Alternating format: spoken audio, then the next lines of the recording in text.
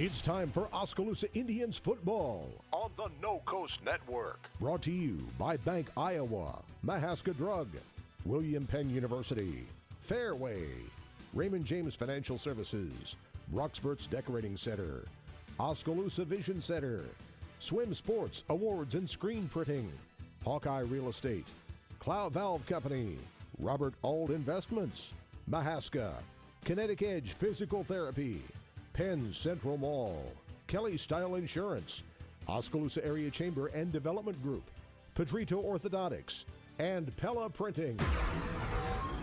Oskaloosa Indians. You've been listening to Oskaloosa Indians football. It's time for Oskaloosa Indians football on the No Coast Network. Brought to you by Bank Iowa, Mahaska Drug, William Penn University, Fairway, Raymond James Financial Services, Roxburgh's Decorating Center, Oskaloosa Vision Center, Swim Sports Awards and Screen Printing, Hawkeye Real Estate, Cloud Valve Company, Robert Auld Investments, Mahaska, Kinetic Edge Physical Therapy, Penn Central Mall, Kelly Style Insurance, Oskaloosa Area Chamber and Development Group, Pedrito Orthodontics, and Pella Printing. Oskaloosa Indians football starts now on the No Coast Network.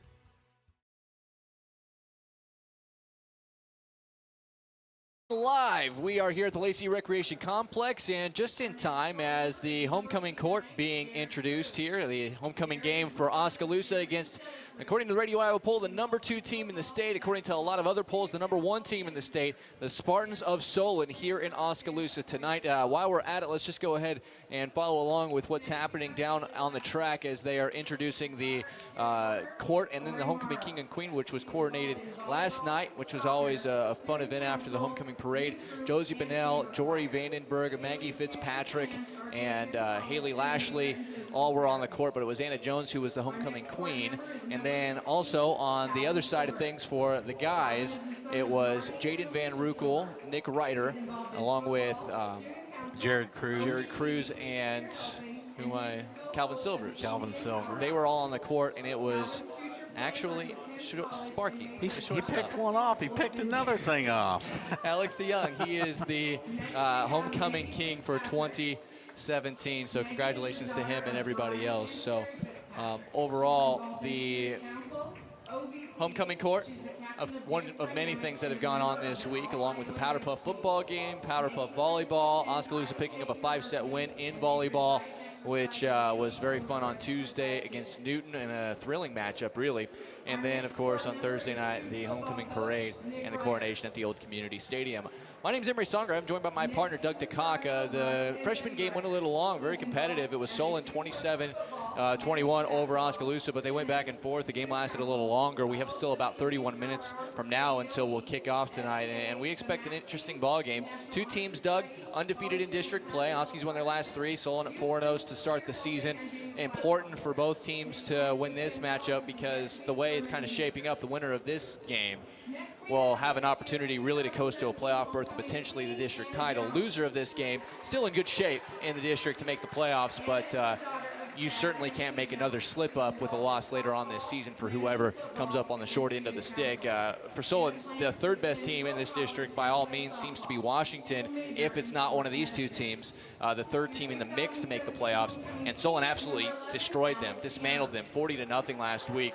Oskaloosa still has to play them in week 8, so that is what Oskaloosa has against them. But overall, we should have a very competitive and fun matchup here this evening. Yeah, I agree, Emery. If Solon wins tonight, you can pretty much mail that district championship trophy up to Solon. They've got it pretty much in the bag. If Oskaloosa can pull the upset tonight, that keeps Washington in the hunt for a matchup later on down the year. Now, Oskaloosa has set themselves up pretty well. Even if they lose tonight, they've got a good chance to still make the playoffs. They do have to go to Washington. But let's remember there is also a wild card. So Oskaloosa's taking care of business like they should have in the first 2 district games, winning by more than 17 points. and they're not sitting too bad. They're out here. Solon comes to town much like Pella. They come not only with a good football team, but they come with a great reputation. This has been a program that's been successful for years and years. They've won state championships in 2A and 3A, and they come in here as one of the more dominant teams in Class 3A. They face Iowa City Regina, which is always kind of a mark your schedule for that non-district game. I mean, Regina, even though they're a Class 1A team, you can always almost pound for pound put them with any team in the state. They're a private school. They're a Catholic school. They have a lot of top-level athletes from the Iowa City area. So when they face off against the Cedar Rapids Xaviers and the Solons every year in the non-district, you just kind of want to see how good those games are. And typically they are very close. But when you look at the like the week 2 this year when Solon took on Iowa City Regina, Regina lost to Solon 33-0. They shut them out, Doug. They've only allowed a total of 7 points all season. This is a very good football team, and I don't think we can overstate how good Oskaloosa needs to play if they're going to win this football game. Well, absolutely. They cannot do like they did last week and play 2 quarters of good football, or have the penalties like they've had throughout the year. This is going to have to be a clean 4 quarters of football for Oskaloosa to have a chance here tonight. They're going to have to win the turnover battle. They're going to have to limit their penalties, and they're just going to have to execute. They have to play a clean game to have a chance. If they do that, I think they can stay in the ball game. They've got the right mental attitude. I know my son came home. He said, "Dad, you know what'd be really cool is if we won the toss and we said we want the ball." And I thought, well, that sounds pretty cool. I don't know if the coaches will agree with that, but that's the type of attitude you got to have. You know, Solon has only allowed 7 points all year, but the offense is like, hey, give us the ball. Let's see what we can do. They feel like the players and the coaches both feel like they can move the football against Solon. They did it last year. They moved the ball up and down the field. Then they'd get a penalty or a turnover, which would stall their drives. But they moved it. They feel like their short passing game should be there tonight, and we just have to be disciplined and take what they give us. Oskaloosa enters, as mentioned, 3-1 overall, and 2-0 in the district. Solon 4-0, 2-0 in the district. Winner of this matchup, the favorite likely to go on and win Class 3A District 5. The other matchups not necessarily looking like, not necessarily what I would say matchups that I'd be circling. The Washington hosting Fairfield, likely an opportunity to bounce back for the Demons. Keokuk winless on the road at West Burlington Notre Dame, who's 1-3, and then Fort Madison is 3-1. Fort Madison at 3-1. How about that? They are hosting Mount Pleasant tonight, who's 2-2, looking for their first district win. And you know, if Fort Madison wins that game, can we just mail Tony Schiffman Coach of the Year now? Yeah, we thought that when we saw them play here earlier this year, that there was a good chance that they could have a winning record in this district, and they took care of, I think, West Burlington last week. Big win for them. So that will be an interesting game to see the score of Mount Pleasant. They were so bad. Yes, they were. Like, it was so, you felt bad for the kids, you felt bad for the fans, you felt bad for everybody involved, and to turn it around like this already, I know we're only in week 5, but 3-1 has to feel like, hey, we might go to the Super Bowl if you are a Fort Madison supporter or player. So good for them, good on them, and Tony Schiffman doing a great job over there for the Bloodhounds. We'll go ahead and take our first break. When we come back, we'll let you know some of the important stats, key you in on a few of the important matchups, and let you know who has to have a big game for the Oskaloosa Indians to pull off this home upset on homecoming night here at the Lacey Recreation Complex. It is Oskaloosa football on the No Coast Network. Dreams start early, illustrated straight from the heart. Big or small, dreams take hard work to grow into reality. To bring your dreams to life, sometimes you need a little help. So surround yourself with people who believe in your dreams and count on Bank Iowa to help you reach them. Bank Iowa, for the dreamer in all of us. Blowing a little bit more down here, but there's a little bit of a gust, but no, it's nice breeze, really nice down here. Yeah, that's good to hear up here in the sweat box. Nebraska Drug in Oskaloosa. Getting your prescription filled is easy. The large covered drive-through and easy access to the front door is convenient, and the friendly staff is always ready to help you. With a variety of goods and home decor, Mahaska Drug is sure to have the perfect gift for any occasion. Have your favorite photos developed and framed at Mahaska Drug's framing counter, and cherish your memories for years to come. It's all at Mahaska Drug in Oskaloosa, where they have been committed to a healthy community for over 20 years. Call 673-3439 or stop in today. The student community at William Penn made an impression on me. It's a real statement that you can come here and be part of something real. You have the opportunity to participate in activities. The coaches are awesome. It's easy to play for coaches that care about you. The real experiences at Penn have helped shape who I'm going to be when I graduate. I work harder because I want to be part of the conversation in class. I am a leader. I am a trailblazer. I'm proud to be a statesman. Our roots are here in the middle of America, where humble beginnings can grow into great opportunities, where hard work and high standards are the key ingredients to success, where honesty and integrity matter. We're proud of our roots, proud to be a part of a community that shares our values, and grateful to our customers for giving us the opportunity to grow.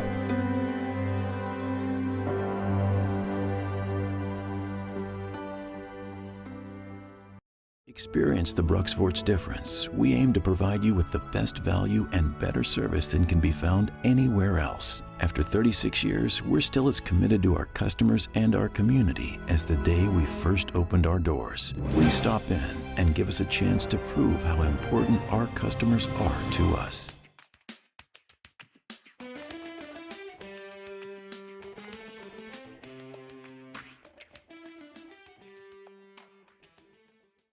Providing high-quality professional eye care with a truly caring staff is what Oskaloosa Vision Center has been doing for more than 30 years.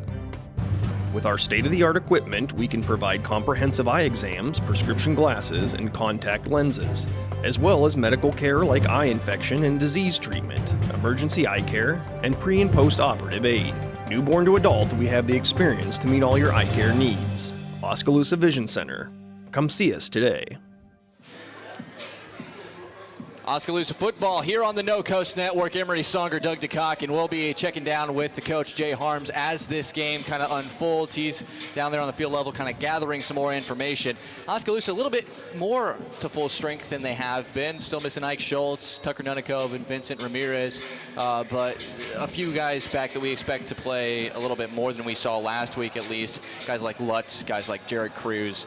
You just want to see difference makers. And after a nice second half last week, you feel confident even if another guy has to get plugged in there that Oskaloosa can do the job. But let's talk about the opposition. It's a little bit different than Mount Pleasant this week, Doug, and it starts with Cam Miller and this fantastic Solon offense, which they only put up 19 points on Mount Vernon on the road to start things off, but then 33-0 over Regina, 47-7 at Keokuk, and then beat Washington, who was supposed to be on paper their biggest challenger going into last week, and they were 9th ranked going into last week's action according to Radio Iowa. 40-0. They protect their home field last week, Doug. This team is rolling with a lot of momentum. You like the way that their line plays, the technique of the line. We like the way that even just watching Cam Miller throw the football in warm-ups, and then they rely heavily on Hunter Kula out of the rushing out of the backfield. He's averaging close to 6 yards per carry and already has 4 rushing touchdowns to complement the passing attack. By the way, Miller, 9 touchdowns and 0 interceptions. This team is careful, they execute well, and it all starts with just that perception. Hey guys, you're wearing Solon uniforms. You can't afford to be a bad team. Well, that's exactly right. It's a mindset, and they have it up there that they're going to be good. They're an extremely well-coached team. They have some ex-Hawkeyes on their staff, and those guys do a good job with their line. I was really impressed with their line.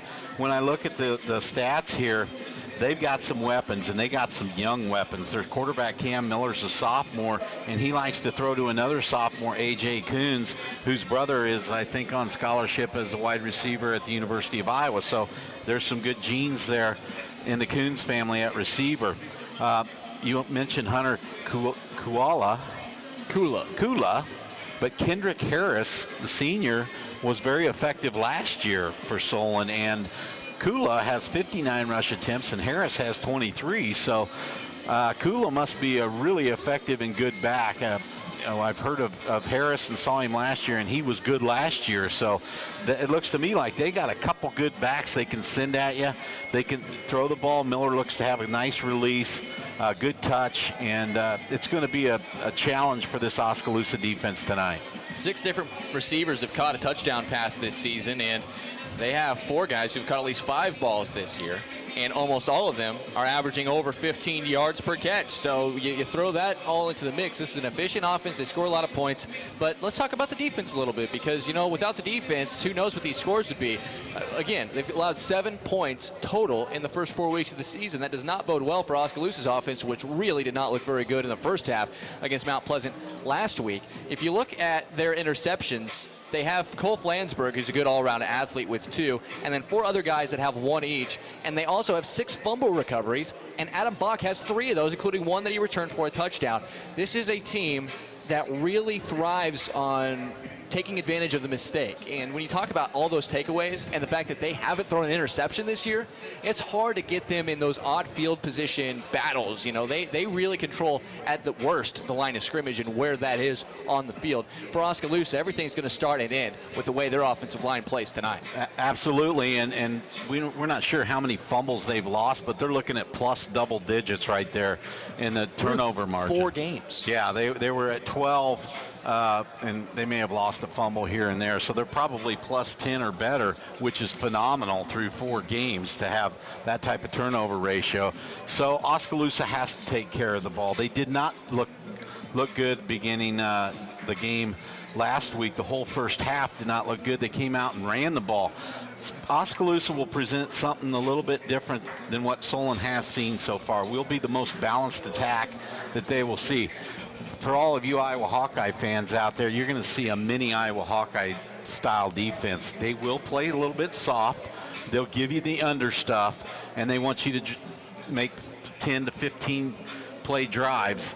They're counting on you making a mistake somewhere along the line. So Oskaloosa, as we mentioned earlier, should be able to move the ball. The key is going to be stay patient, take what they give you, make the right reads. And it'll be interesting to see, according to their stats, they have only 2 team sacks on the season, so they don't really come after the quarterback too much. It's very much just kind of that mosquito net. We're not going to let anything get past us, and we're going to take advantage of it when you make a mistake, because you're a baseball guy, I'm a baseball guy. If you just put the ball in play enough in baseball, the opposition is going to make a mistake, have a little flub up, and you're going to have an opportunity to take advantage of that on a mistake by the opposition. And that's exactly what they do. They just kind of bait you into making mistakes. So for the most part right now, Doug, I just feel like if you're Oskaloosa, what you need to do is establish the running game, but Seth Howard has to avoid making dumb mistakes, and we saw a couple of those last week. Well, he did, and I got confidence in Seth tonight that he's going to be able to change that around. If you're familiar with basketball and the pack line defense, that's kind of what these guys do. They hit and they hold and read. They're not going to run themselves out of position. They stay in their lanes. They're very disciplined on defense. They're not running around wild, over pursuing. They're going to stay there. They're going to read what you're doing. And it's kind of like in basketball, when even though you're 1 pass away, you're playing in the gap there to knock off the drive, the dribble drive or whatever, and make them kick it out. So they play a lot like that. It's almost in basketball is how they're going to play. So it can be frustrating, especially to a team that's used to hitting big plays, because they're not going to give it to you. For Oskaloosa, though, I think we can agree immediately that one thing they may have is special teams on Solon, but to get the special teams into the game, you don't want to have to be returning a lot of kickoffs. That means you're giving up a whole lot of points. But if you do get into kind of a punting matchup, Jaden Van Rukel has proven himself as a very strong punter. Tyler Miller has proven himself as a great return man as well. Casey Hill has gotten a ton of looks back there with Nunikov on the sidelines, but the return game and the kicking game for Oskaloosa should be a plus. How do you think that's going to factor in tonight? Well, I hope it does factor in. If that factors in, that means we got one heck of a ball game here tonight. We saw Solon's kicker kicking extra points, and he was really shaky just on extra points. So Aaron Blom has not made a field goal yet. He's going to make some field goals, and because of this high school rule, the coaches have decided, you know what, we're going to give him shots from 45, 55 yards out. As long as he gets to the end zone, it's going to the 20 and nowhere else. Yeah, and he can kick it that far. He just hasn't got it through the uprights yet, but they only get it at the 20. So we'll see. It's going to be an interesting game. We're going to find out how much improvement Oskaloosa's made. If they play a clean game, this one could be fun. Oskaloosa and Solon still about 15 minutes away from the opening kick. We'll go ahead and take another commercial break. When we come back, we'll once again tell you some of the stuff that's been happening this week, let you know all the interesting things that we think are going to happen in this particular ball game, and get you set for the kickoff. Oskaloosa taking on number 2 Solon right here on the No Coast Network. Swim Sports is once again open in Oskaloosa. This is Doug DeCock, the new owner of Swims. Along with Doug Swim, we are happy to be open again. Swims has a wide variety of trophies, plaques, and engraving available to Oskaloosa and the surrounding areas. We have an assortment of uniforms, socks, and belts, along with other sporting goods at the store. Swim Sports also provides a full screen printing facility for your screen printing needs. Come check out the new store at 118 A Avenue East in Oskaloosa. The two Dougs would love to see you at Swim Sports. Hawkeye Real Estate is your one-stop source for everything real estate in Mahaska County and the surrounding area. Whether commercial, residential, or acreages, we've got you covered with the area's largest pool of real estate professionals, full-time support staff, and property management services. With over $19 million in sales volume for 2016, Hawkeye continues to be Oskaloosa's leading real estate office. Discover what thousands already know. When it's time to make a move, get the Hawkeye Edge.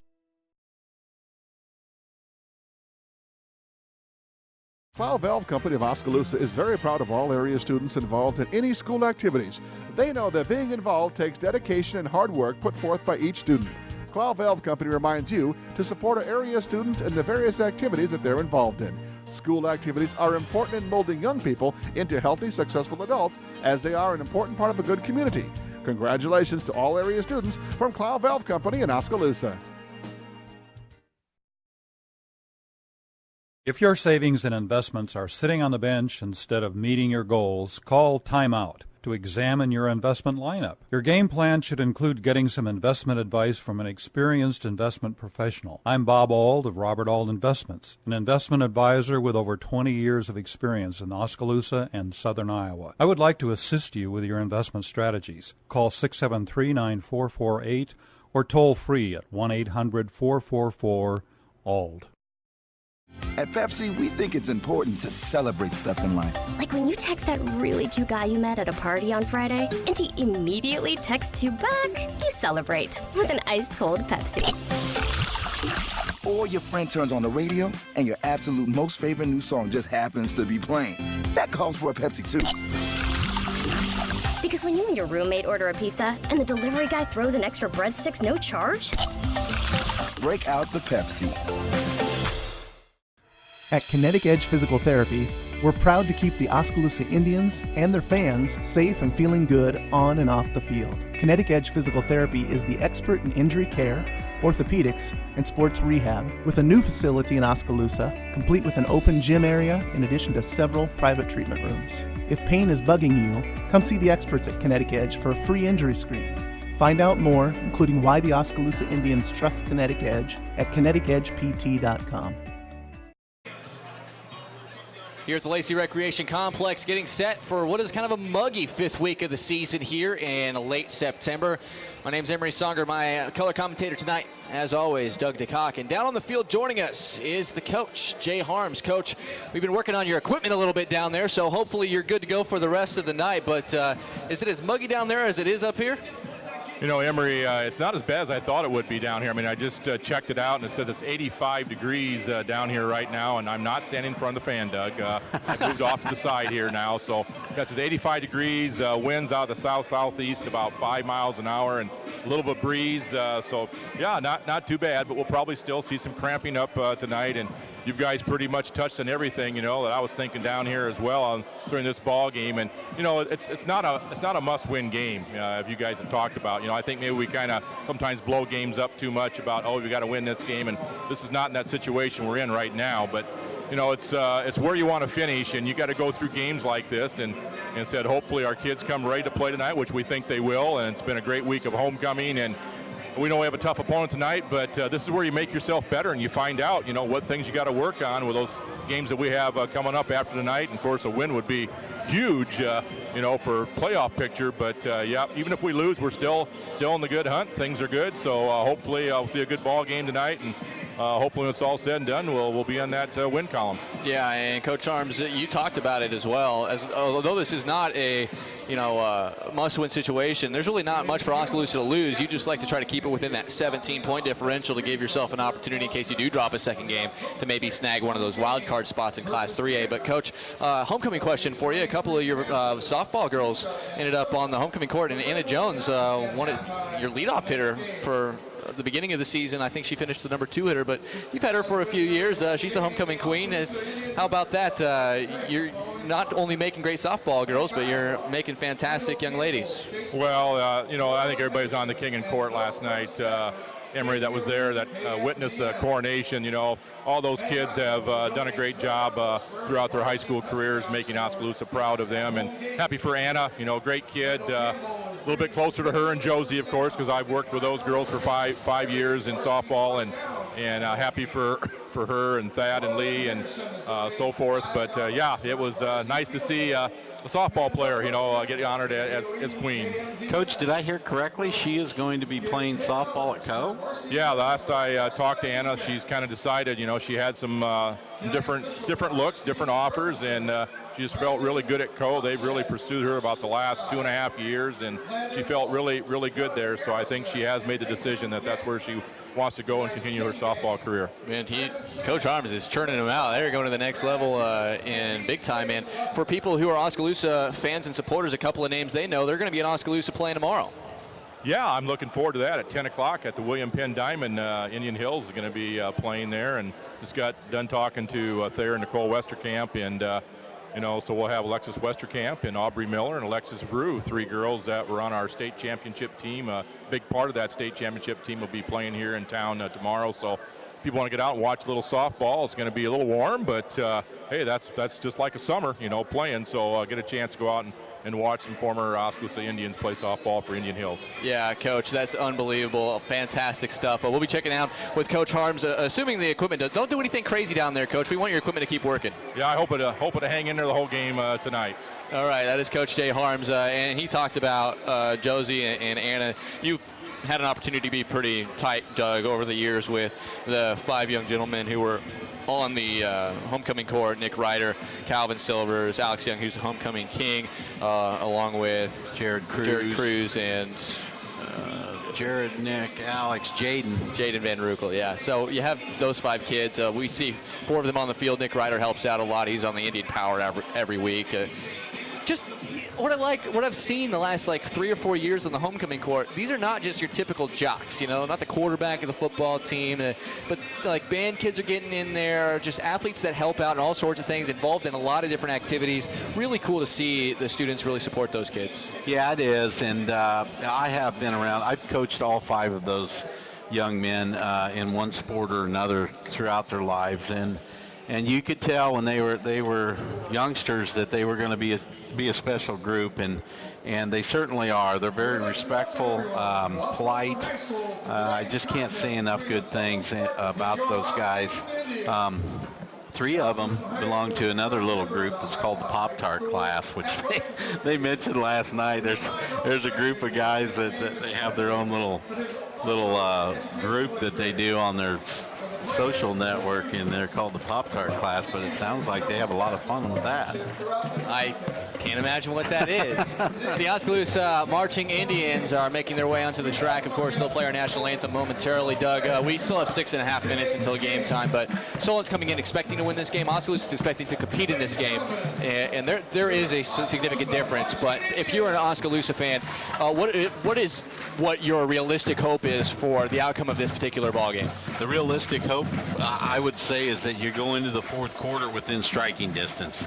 If you can keep it to that, where you have a chance with 1 score to take the lead or tie the game, I think you're happy at that point. Yeah, as one thing that Coach Jay Harms mentioned that I really like that he mentioned that is we're not really in a must-win here. We're sitting pretty solid as an Oskaloosa fan, looking at a district 2-0, already having Mount Pleasant, who maybe is the 4th best team in the district, out of the way. Fort Madison might be the 5th best district team out of the way, and just Washington left on the slate. If you lose here, you basically have a must-win against Washington, but every week it seems like that's becoming more and more doable on the road as well. Go ahead and Just go ahead and take a listen in to our PA announcer tonight. Also have a listen in as the Oskaloosa Marching Indians are going to perform our national anthem momentarily. Please rise. Remove your hats. Face the flag at the southern end zone for our national anthem.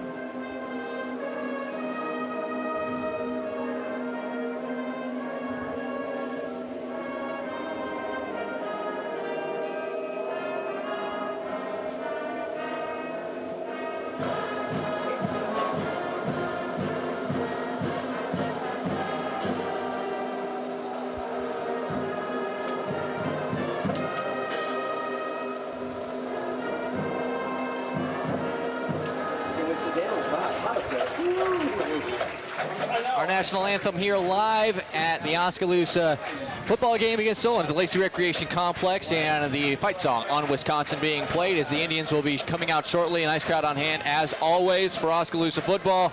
And here come the Indians. The chief things tonight, I think, to look for is energy, early mistakes, and just take care of the football. I think Solon, you look at those numbers, that's insane that they've already forced, 12 takeaways through the first 4 games of the season. They've only allowed 7 points, but you can't score if you don't have the ball. You got to make sure you take care of the football tonight. If you're Seth Howard, Casey Hill, anybody who's going to have the football in their hands, and if you're the offensive line, it's not going to be easy against them, but what you got to do is just try to do the best you can to give your guys some time, because like I said, only 2 sacks as a team for Solon. That's one thing they haven't really loaded up so far this season. They're just fine playing coverage and forcing you into mistakes that way. Yeah, and we haven't had a ton of turnovers. It just seems like the turnovers have really hurt and come at bad times. We've had 2 for pick sixes. We've had a fumble deep in our own territory. A turnover really doesn't hurt you too bad if it's on the opposing team's 30, 35-yard line. It lessens the blow, I guess you could say. But we've had some big turnovers, and we got to avoid that tonight. If you score 14 points, if you're Oskaloosa, that is an offensive win with this team the way they've looked so far this season. If you have 1 or 0 turnovers, that is a win for Oskaloosa. If you lose this game, but you keep it within that 17-point margin and keep it within 2 scores, that, I believe, is a win for Oskaloosa and will put them in the driver's seat. If they beat everybody else, and even if they lose one more game, they're going to be right there for a wild card berth. Keeping this inside of 17, I think, very well. It doesn't mathematically clinch a playoff spot, but if you're Oskaloosa, it might as well be as good as clinching a playoff spot, which is always really the goal. Obviously, you want to say state title, but one goal at a time here. You got to get into the dance before you can worry about lifting the trophy up at the end of the year, and we know Oskaloosa is looking to do so here this year as the captains for both teams lining it up for the Indians. It is Tanner DeCock, Jared Cruz, Blake Van Veldhuizen, and Alex DeYoung, with a couple of secondary captains, Seth Howard and Vincent Ramirez, who will stand about at the numbers. For Solon, they're coming out there with their captains as well. Spencer Wegman out there with Joe Krall, Kendrick Harris, and I believe that's Tyler Linderbaum. Number 65. That's their big gun tonight. They are big dudes. And you look at overall, if you're a fan of Solon football, this is business as usual, being 4-0 to start the season, as the flip, Oskaloosa wins the toss and they will defer to the second half. Have they lost a flip this year? I thought they'd get the ball out in the second half. I don't think they've lost a toss this year. I was mentioning to Emery about the mindset, and Tanner said about Wednesday night, he said, you know what, Dad, if we win the toss, I'd like to see us take the ball. And I think what he was meaning there is that they are confident that they can move the ball, and they want to show Solon right away, hey, we're not scared of your defense. Yeah, I agree with that, but I also agree with I think sound reasoning won out. you might. I think it makes more sense to have the ball to start the second half. Anyways, it doesn't matter. Oskaloosa did win the toss. They deferred. They'll kick off. The coverage unit out there, Aaron Blom, looking to chase that touchbacks. The touchback lead in the state. He's right there with the best of them, but you know, I think this first drive is big. You'd love to keep a goose egg, at least for this first drive, and get the offense a chance to take an early lead. Yeah, and we do have a slight, well, it's a pretty good breeze. It's blowing the big, heavy American flag a little bit, and it's blowing from south to north. That's where we get our heat from, obviously. So the wind will be at the Indians' back as they prepare to kick off here. Blom on the season. You know, kickoffs, they're not necessarily the most glamorous statistic, but 13 touchbacks on 24 kickoffs, that's pretty darn good. And a few of those kicks have been squibbers or little shorties by the coach's standpoint. So he's got about as strong a leg as anybody in the state, and he's just a sophomore. He approaches, and we are underway here at the Lacey Complex. And this one, what do you know, through the end zone for a touchback. Number 14 on the season for Blom, and it'll be Solon football, 1st and 10 from their own 20-yard line. And Doug, again, this defense for Oskaloosa, sometimes a bit of not break mentality, but if they can force the first interception of the year, that's a win for the defense. Well, let's hope so. We've got to watch a play that's gotten us at Fort Madison and Mount Pleasant is a receiver cutting all the way across the field's been able to come open. So hopefully we've made an adjustment to that play. And here we go. Oskaloosa football underway. Cam Miller in the pistol. He'll take the snap, and he's going to hand it to the running back in plenty of space immediately for Kendrick Harris, rather. And Harris is going to get all the way up to about the 41-yard line. Harris, we mentioned he was a team captain, and you talked about him running well. He's 6 foot even, 185 pounds, and just nobody there. Yeah, they just off left tackle there. But I think Oskaloosa kind of took themselves out of the play there. They went right at Van Veldhuizen. And sometimes and Solon doesn't do this, when you rush hard, you actually take yourself out of a play. 3 wide receivers to the far side for Solon. Ball right in the middle of the field going from left to right. In the pistol, the snap, another handoff. Harris, another big hole. That offensive line is moving bodies like it's nothing in the first couple of plays. The tackle is made by Keaton DeCock, but not before a 9-yard gain right to midfield, and Harris getting the load early. Yeah, we may have to pinch down with our ends a little bit here. They've opened up 2 huge holes between the ends and the tackles so far. Nice tackle there by Keaton to limit it to a 9-yard gain. If he gets by him, that's going to go for 20 or 25. In this pistol, they're going to have 2 backs now alongside Cam Miller, the quarterback, who's been very efficient this year. 9 touchdowns, no interceptions. He's going to hand it once again to the deep back Harris. He's got a first down, cuts it back, tripped up, and that's Van Veldhuizen making a nice tackle while he's being blocked to the ground, but not before 7 more yards are picked up, and it's going to be 1st and 10 for the Spartans at the Oskaloosa 42-yard line. And establishing the run for a team that doesn't mind throwing the ball is huge, because now that opens everything up. Well, the lunch pail Spartans, they just come to work. They bring their lunch box, and here we go. This is what we do. You need to try to stop it, and so far Oskaloosa does not have an answer for the Solon offense. 3 wide receivers, 2 more backs, and the pistol is Miller. He's going to take the snap and again just hand it off. Harris has plenty of space on the outside. Dykstra makes him stretch it out, and Keaton DeCock wraps him up. He still falls forward to about the 34-yard line, so it is a gain of 8, but that was a good job by Dykstra stretching him out, and that's kind of what you need to do, get him lateral a little bit more. Well, we had that, but Keaton's got a tackle through his thighs. He kind of let up as he got there, and he was able to shake that tackle and get 5-6 yards after the initial hit. He's got to hit through him so he doesn't get away. That's going to bring up a 2nd and 2. 3 wide receivers, 2 to the near side, ball on the far hash. Miller again in the pistol, different back behind him now, and it's going to be a handoff to him. And coming to the near side, inside the 30, and being knocked down on a tackle by DeYoung. That's the first time we've seen Hunter Kula in the game, a smaller back, 5'6", 180 junior. But he came in averaging 6 yards a pop. 5'6", looked like he's got some quickness there coming off the right side. So they've gone inside of the end. They've now stretched it outside of the end. Good vision by the back so far as well. Yeah, one thing about Coach Jenkins is he's very good at making adjustments, and he gets a good look at it. He's going to start calling some different things here and taking some chances. Three wide receivers again. Miller in the pistol, takes the snap. Will hand it to Kula right up the gut this time. Gain of maybe 4. Nice job by Tanner there, getting off of the block and making the tackle. A lot of Indians getting in on these stops, but they're kind of running up different gaps each time, but they're still gaining yards. That's the smallest gain they've had so far, and that's 4 yards. And you'll take that as a running offense, and we'll see if they allow Cam Miller to throw, and maybe they won't. They'll just see if they can run it down the field here. Well, I don't see any reason to throw. You haven't got you've gained 4 yards every play, so I'd be surprised if they throw it. 2 wide receivers to the far side, 1 to the near side, ball in the near hash. Kula again, the deep back in the pistol, and he'll get another handoff this time, stretching it out, turns it up inside the 20, inside the 15, and it's going to be buried down at about the 13, and it's going to be a gain of 10, and they're picking up chunks of yardage here, Doug. Again, that's kind of reminiscent of a stretch play. Let the back go left and find where that hole is. Well, and you said it the last time, these backs are really good at finding their hole. The linemen are. That's just basically it. That looked like the Iowa Hawkeyes to a T right there, and Akram Wadley cutting it up and then cutting back against the grain a little bit. So this Oskaloosa has their hands full right now. And you got to give credit to the fullback, Adam Bach, who's really leading the back through the hole each and every down. They're going to hand it this time to Kula, and he's going to be following Bach inside the 10. Is going to be knocked down. It looked like the man who made the contact here on the near side was Cole Kraber.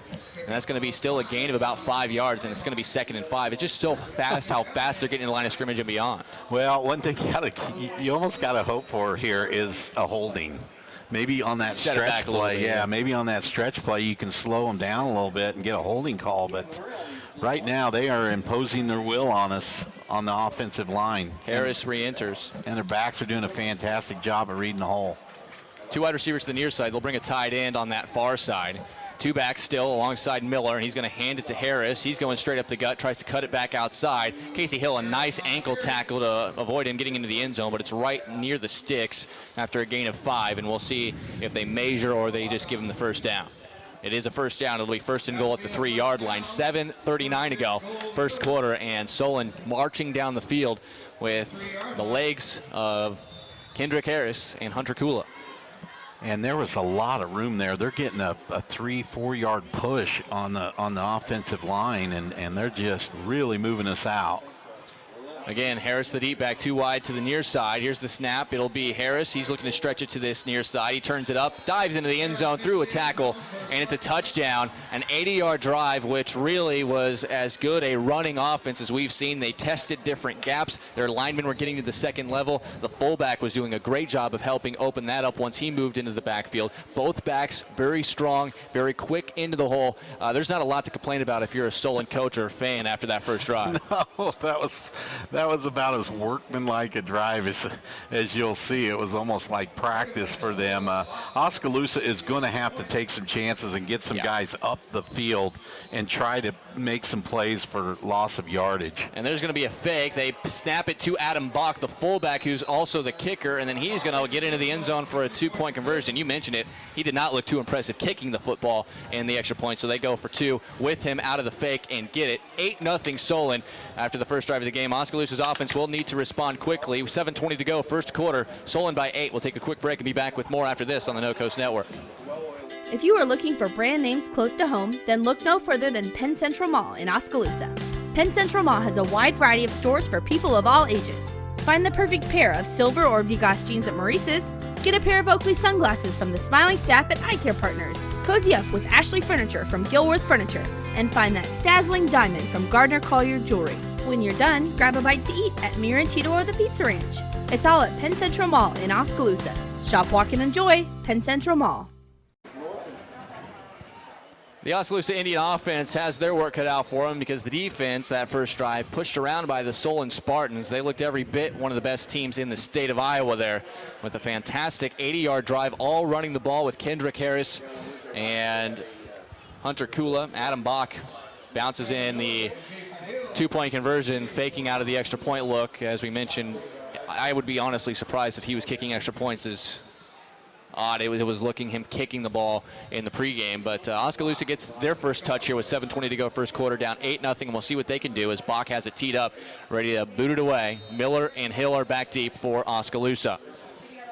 The kick is away. This one, a solid kickoff, and it'll be received just inside the 5 by Miller. He's going to go straight up the gut, gets out to the numbers on the far side, turns it up, runs into a little bit of traffic, and will be brought down about the 25-yard line. Return of about 21 yards for the speedster, a sophomore, and we'll see what the offense does here. Seth Howard, first and foremost, has to take care of the football and make good reads. Yeah, pretty good job by the kickoff team, though. They had a hat on everybody. There was a little cutback lane there for Miller. He just couldn't see it to his left, but pretty decent job by our special teams there. That's been a huge bright spot all season long, as we mentioned in the open, as Miller led his team down by just handing the ball off. We'll see what Howard does as the opposing quarterback. He's out there with Hill. Cole Henry to the far side, and then the 3 wide receivers to the near side. Oskaloosa in those maroon tops and gray bottoms. They fake the snap, look to the sideline just to double check what the call is. Chapman, Miller out wide, DeCock in the slot. Got to hurry and get the snap off, and they do. They're going to hand it to Hill, and immediately the defensive line is in the backfield, and Spencer Wegman, the senior, into the backfield for a loss of 1 yard on the play. It'll be second down, and I think Oskaloosa is going to have to spread it out sooner rather than later. Well, that's we talked about that last week. You like to see it just get a yard. We lost a yard there, and I was barking about this last week. We have too many plays where we get 0 or negative yardage. We'll see if the penalties clean up too. That never helps. 4 wide receivers, 2 to each side. Howard in the gun once again. He'll take the snap, and he'll be looking to throw a little screen pass to DeCock. One-on-one, stiff arms a man, and will get brought down after a gain of about 3. That's a great open field tackle, that time by Dylan Holt, a junior, out there on the edge. And that'll bring up a 3rd and 8 from the 27. Well, Tanner got 3 there, but if that was your first down play, then you're looking at 2nd and 7. You can get by with that, but when you have negative yardage, now you're in 3rd and long. Henry to the near side, 3 wide receivers to the far side. Ball in the near hash as the Indians go from right to left, wind at their back. 6 minutes to go here in the first quarter, down 8-0. Here is Howard. He's going to throw at the sticks. Henry makes a nice catch, and he's got a first down. Oskaloosa just going to need to be in that mode of just let's get enough to move these chains and see where we're at. As we talked about, you want to try to keep this as close as possible until the end, and maybe you can find a way to pull it out. But after that impressive first drive offensively, the trenches might be a tough struggle for the Indians running the ball. Nice throw by Howard. Good timing route. Good catch by Cole Henry. Out of this gun, the snap, a handoff again, Hill, and there's nothing there. So he bounces out of it, though, and he is way behind the line of scrimmage and will be brought down eventually by a gaggle of Spartans. He would have been better off just taking the loss of about 5. Well, if they're not going to rush the quarterback, they have 2 quarterback sacks. There's a flag on the play as well. It might be a face mask, hopefully. Yeah, if you're an Oskaloosa supporter. But, yeah, that's weird. They do have some tackles for loss, but they are very much a stay-at-home style team, as it's going to be just the 5-yard variety face mask, it appears, which will give Oskaloosa 5 additional yards to the end of the play. And they're still at 1st and 15. 1st and 14. 14, so nothing doing in the inside there. Solon just overpowering us. I'm not sure. We got to pick and pop here a little bit or try to find a seam. We may need to bring a tight end in. Yeah, if you're going to want to establish the run at least. And flag's going to come down on the line of scrimmage. And it appears as though that is going to be an encroachment on the Spartans, at least from the preliminary look from the line judge. Well, and it looks like Jared Cruz is not in the game He's been nursing some injuries the last couple of weeks, but we figured we'd see more of him. Now it's 1st and 9 after a couple of penalties for Oskaloosa, and they'll spread out again 4 wide, 2 to each side. Ball on the 36-yard line in Oski's own territory. Howard out of the gun, looking to throw. Double clutches, fires toward the end, and it's going to be caught by Alex Chapman. That's a nice catch and throw. Yeah, as a throw only in a spot where Chapman's going to be able to make the play, and that brings up a 2nd and 3. Well, our snaps are not very good right now. They're too high. We need to get crisp snaps, right chest high, but right now our snaps are a little bit shaky, so that's something we got to watch here. Sophomore Noah Van Veldhuizen, the starting center for Oskaloosa. 4 wide receivers, 2nd and 3 from the 42 now. Here's the snap, and this is going to be a fake handoff, and Howard going to take it himself. Holding. Flag in the middle of the play, and great pursuit again by Spencer Wegman. This guy seems to be everywhere. He's in on almost every play so far. And he's not one of their leading tacklers, so he's just getting good reads right now. A loss of 1 on the play. That's a quarterback option runner pass there. They look at a little bubble route, trying to hold the defender out and hoping that Howard can maybe break free there on that play, but no chance there. They're going to take the result of the play, Will Solon. Holy cow. Instead of making it 2nd and about 14, they make it 3rd and 4. So I would consider that a break for Oskaloosa. Absolutely. That is major confidence in your defense. We'd rather have them just get 1 play instead of 2 plays to get 10 more yards. 4.5 minutes to go, first quarter, 8-0 Solon, 3rd and 4 for Oskaloosa. Howard takes a snap under duress, and he's going to fire it toward the sideline over the head of the intended target, Cole Henry, and he was lucky to get that one away as the pressure was going to get to him that time. Good pressure that time from Matt Folkers off the right tackle, got past Van Veldhuizen, and that'll bring up 4th and 4, and Oskaloosa forced to punt here after their first drive stalls out. Well, they were coming big time that time. Good pressure by the Solon defense. Howard had to avoid the first rusher, and then he did a good job there throwing it high enough to where, Cole Henry was going to be the one to get it if anybody got it. So all in all, they got a first down there. Van Rukel punts it away. A.J. Kuhn's back to receive. High kick. He'll receive it at about the 17. He'll go toward the sideline and be pushed out. And a great job on the tackle by DJ Miles. Coach Jay Harms is down there on the field. And, Coach, what's the Oskaloosa sideline like after the start to the game? Well, I think they were hoping maybe they could pick up that 3rd and 4 there, guys. As I agree with you up there, Doug, I was very surprised they didn't take that penalty. But as you said, a lot of trust in your defense there. But nice punt by Jaden here, and let's see if we can do a better job stopping him here in this second offensive series for Solon. 4:21 left first quarter, 8-0, and steady diet of the same, you think? Oh, yeah. Why change? Although they come out in a different formation, they're going to spread them out here a little bit. They may throw the ball. They have one back. It's Harris. The snap, they'll just hand it to him straight up the gut, and nice tackle in the open field again by Tanner DeCock. If he gets by him, that's another 15-yard gain. So 4-13 and counting here. And they have Bach. He was the fullback, but he's just spread out in the slot that first play. Yeah, the new formation there, they spread it out and have one back. These guys, they run a lot of different stuff at you. It's tough to defend. And that's just spreading out the secondary a little bit more, maybe making the linebackers in the second level a little more spread out. They come with 3 wide to the near side this time, 1 to the far side. And again, Harris behind Cam Miller in the pistol on 2nd and 5 from their own 27. A fake handoff this time, but nothing doing. Good job on the pursuit. Good job staying at home on that far side of the field. Miller, nothing there. Big biscuits. Blake Van Veldhuizen was in there along with Cruz on the stop. Loss of 2, and it'll bring up a 3rd and 7 at the 25 here for Solon on the first time they went away from just handing it to the running back. Well, and this would be a huge emotional lift for the defense right now and the whole team. If you can get a stop here and a punt, that would be huge for the Indians.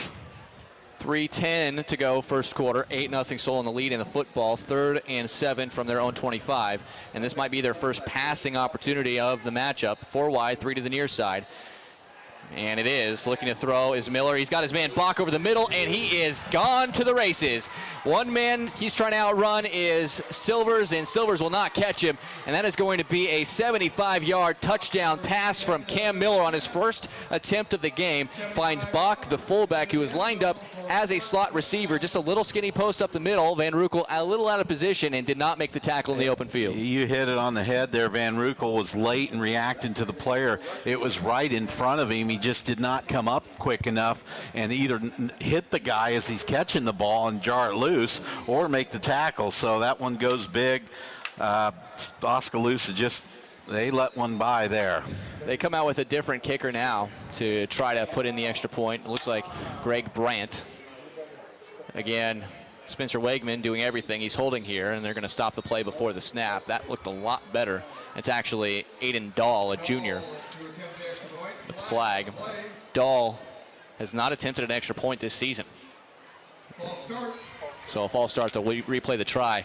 So you got Wegman, who's doing a little bit of everything out there holding, and the guy who hasn't attempted a kick this season lined up to attempt an extra point. It's 14-0. They did get a 2-point conversion on a fake extra point. And maybe that's what they were doing. They were setting up that 2-point conversion by having Bach go out there and practice kicking. Either way, after the 5-yard penalty, that sets up what is a 25-yard extra point attempt. A snap, the hold is down, the kick on the way by Dahl. And that one will slide into the uprights on the left side. So a 75-yard pass play from Cam Miller to Adam Bach gets another touchdown on the board for Solon. With just under 3 minutes to play first quarter, they lead Oskaloosa 15-0. We'll be back after this quick break on the No Coast Network. You built a castle so that the prince and princess can live happily ever after. You brought the sunshine to shine upon the whole family's future. But when the sun hides behind the clouds, State Farm can help. We put the life back in life insurance to protect your family's finances, not only in the future, but today. Call your State Farm agent Kelly Style in Oskaloosa today. 2 minutes, 48 seconds left. First quarter. We're getting close to the top of the 8 o'clock hour. Got off to a little late start here on homecoming night. The freshman game went a little long. Solon 27, Oskaloosa 21 in a fun competitive contest. But right now, Solon 2 for 2 on their drives. The first drive, a methodic run down the field setup. And eventually, in the second drive, is on 3rd and about 7, a 75-yard touchdown pass from Cam Miller to Adam Bach. Extra point was good. It's now 15-0. Oskaloosa's offense must respond now, as Bach's kickoff is a low-line drive that'll bounce, and it'll be taken at the 6 by Miller. He's going to try to turn it up the field. He gets up the field a little bit, and then we brought down at the 22. It's a good job by him after the bouncing kick, and that'll give Oskaloosa the football at the 22. Got to clean it up just a little bit, especially if you want to gain yards on first down. I think that's the key to this drive for Oskaloosa. Yeah, if Solon keeps you in long yardage situations, you're in deep trouble. You've got to get something positive on first down. Going back to our defense, we have got to be more aggressive in going after players. Especially with these teams like Pell and Solon, you can't sit and wait for them to come to you. You got to go make plays, and that's what we're not doing in these big ball games. At a tight end with 3 wide receivers and 1 back, so they do put the tight end into the ball game. Miller in motion, Hill in the backfield. A snap, handoff to Hill. He's going to gain at least 1, and he'll be brought down at the 23-yard line, and that'll bring up a 2nd and 9. So it wasn't backwards at all here, Doug, but they're going to have to do a little bit more to move that defensive line from Solon. Well, hey, that's better than -2. That's a positive yard. There was a little cutback lane there to the left. If he was able to plant with his right foot, he might have had some daylight back to the left. 2:15 to go first quarter. 2nd and 9, Oskaloosa football at their own 23, going from right to left. 3 wide receivers now to the far side. 1 to the near side is Henry. It's going to be a quick little screen out to DeCock. He gets a block, and he's going to run over a man to about the 27, 28-yard line. Pickup of about 5, and that'll set up another 3rd and manageable here. 3rd, and we'll call it 3. Well, that's what you got to do. I mean, you just got to take what they give you, and then every once in a while take a shot down the field. I think Howard rolling out, and we got to be able to run some guys into different zones from the opposite side of the field. 3 wide receivers to the near side. Miller comes in motion, takes a snap, fake to him. He's going to throw it into the flat to Henry, and Henry's going to be brought down after a minimal pickup of 1. Kendrick Harris, who's been so good running the football, makes a great tackle from behind on Henry, and that's going to be forcing a 4th and 3. Well, and we did exactly what we wanted to do there. That was fairly well executed play. I like the play. Fake the jet sweep and threw it to Henry. You've got one-on-one, and you're just hoping that your guy can break a tackle, and they are right on you. I see right now why they've only allowed 7 points. Very disciplined. Van Ruckel will trot on. A kind of a late decision by Coach Jake Jenkins to decide to punt the football away. Offense stood out there for a few extra seconds, but they will punt on 4th and 3. Van Ruckel puts the boot to it, and this one, another high kick, this one a little shorter, received at the 35, and DJ Miles will make the stop. Fantastic job again in coverage by Miles, and I think they're going to get a block in the back. They'll add on to the end of this return. So again, the special teams for Oskaloosa has been a huge bright spot this year, and they're really the only bright spot so far in this game. Boy, that's a nice kick by Van Ruckel, and nice coverage by DJ Miles. He's 2 for 2 and making tackles down the field. Yeah, he is doing the job. I mean, you're right. Our special teams have really been a bright spot. And the block in the back puts 10 more yards to the end of the kick, because that's right where the point of the block in the back was. So it'll be 1st and 10 for the Spartans at the 26-yard line with 38 seconds to go. And maybe 1 or 2 plays left here in the first quarter. Solon with a 15-0 lead. right at the top of the 8 o'clock hour. We appreciate you for joining us here live on 99.5 FM and AM 740 KMZN with live video coverage with the help of the Oskaloosa Video Production Program on MCG Channel 7 and RadioKMZN.com. Emery Songer, Doug DeCock, Jay Harms with you. 3 wide receivers for Solon and 2 backs. This has been a good formula for them so far, and they're going to be handing it off to the deep back Harris, and he's going to lower his head, but a flag right in the middle of the offensive line makes you think that'll likely be a hold. And we'll have to check. Penalties have been really on Solon so far, but it hasn't really slowed them down too much. Yeah, I had a good look at that one, guys. I think center there, Lindebaum, the big center, got a hold of Blake and didn't let go after the runner kind of got by him, so I think he's going to get called for holding there. Imagine that. Van Veldhuizen draws a holding call. Well, let's hope we can hold him here. You know, we had him at 3rd and 7 the last time and just did not make a play. We've got to make plays in these big games, and here we got him going backwards again. So if you're the Oskaloosa defense, you need to get a stop here and get the ball back, and you'll be right back in the ball game. 30 seconds to go, and we'll have to run at least one more play here in this quarter. It's 10 yards from the spot of the foul, so it's now 1st and 17 from Solon's own 18-yard line, leading 15-0. Ball on the near side hash. Here's the snap. This is going to be a little stretch handoff to Kendrick Harris, and he's going to stiff arm away to maybe a yard. Good stretch defense again by Oskaloosa, making him go laterally, and that will wrap up the first quarter. Oskaloosa, one they'd like to forget, but we mentioned they play better typically as games go on so far this year. They'll have to if they're going to come back against the number 2 ranked team in the state. Solon 15, Oskaloosa nothing. We'll be back after a short break with the second quarter after this on the No Coast Network.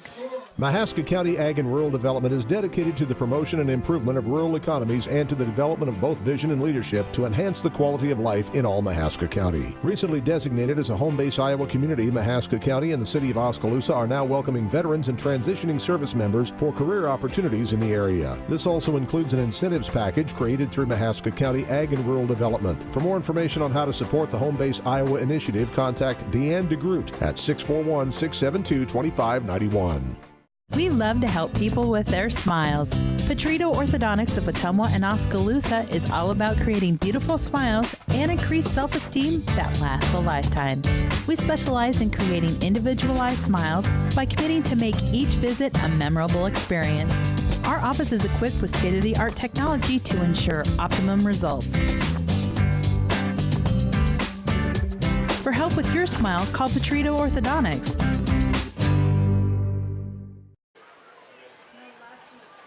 Oskaloosa, first quarter that they'd like to bury behind them, but they're down just 2 scores and have a Solon offense in a spot maybe they can get off the field. It's going to be 2nd and 16 for Solon. The ball is at their own 19-yard line. They're going from right to left, wind at their back here for the second quarter, and the Indians looking to try to get a stop and get the ball back down just 15. And if you're Oskaloosa outside of the first drive and one play, you've played pretty good defense here in the last 2 series. Yeah. 3 wide receivers.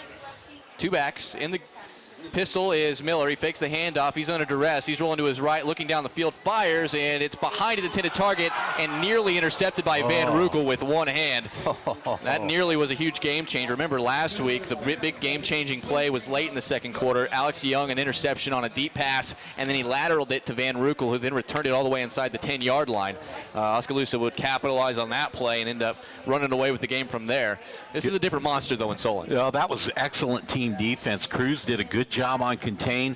Blake, Big Biscuit, was chasing him from behind. Tanner had dropped in his hook zone, and Jaden was coming up from his safety and almost got the interception there on a tip ball. So good defense by the Indians. Yeah, Miller behind his intended target that time. He's in the pistol again. 3 wide receivers far side, 1 to the near side, and he'll take the snap looking to throw a little more conventionally. Set up the screen. It's Kendrick Harris. He's got it across the 25, and it's Cruz and Keaton DeCock on the stop. Just a gain of about 6, and Oskaloosa will force a punt for Solon, 4th and 9. That'll way Indians get a big stop. They needed that.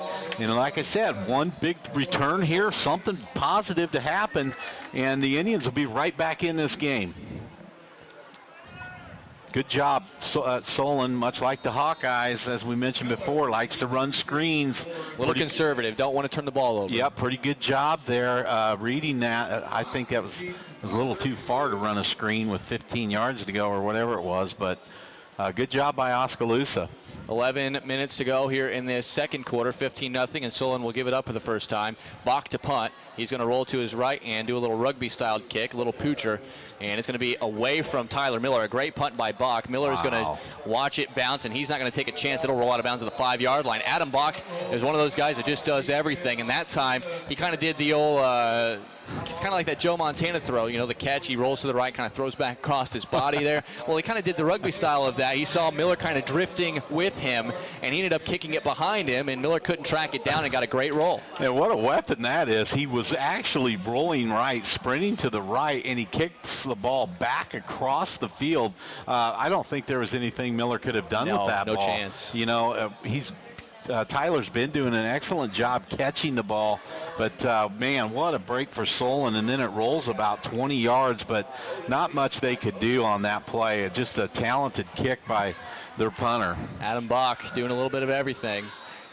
He's been a lead blocker. He ran in a two-point conversion and now showing his punt skills. 4 wide receivers. Miller coming in motion. Oski first and 10 from their own 5. Bad field position here for Oskaloosa. And it's going to be a design run for Howard. He's going to try to tiptoe his way forward. And it looks like the ball came out late, but they're going to say he was down. It's going to be 2nd and 8 after a pickup of 2. They're trying to any kind of different look to maybe gain some yards on first down without having to throw the football. Yeah, Solon had, I'm not sure who it was, came in there hard, and our back picked him up, kind of picked him up. And at least we were able to get some positive yardage there. So that's, like I said earlier, anything other than a loss, I'm going to consider a win on positive yardage. We do not have Cruz. Doesn't look like he's going to be playing offense tonight. 4 wide receivers. Hill, the lone back. 2nd and 8 from their own 7-yard line on the near hash, going from left to right, wind in their face.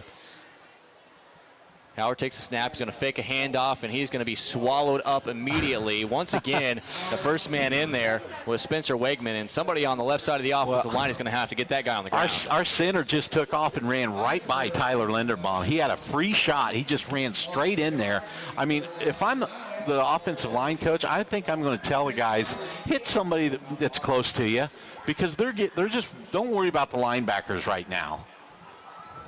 Loss of 1 on that play brings up a 3rd and 9 from the 6. Oskaloosa needing to get to the 15 to move the chains and extend the drive. 9.5 to go second quarter, down 15-0.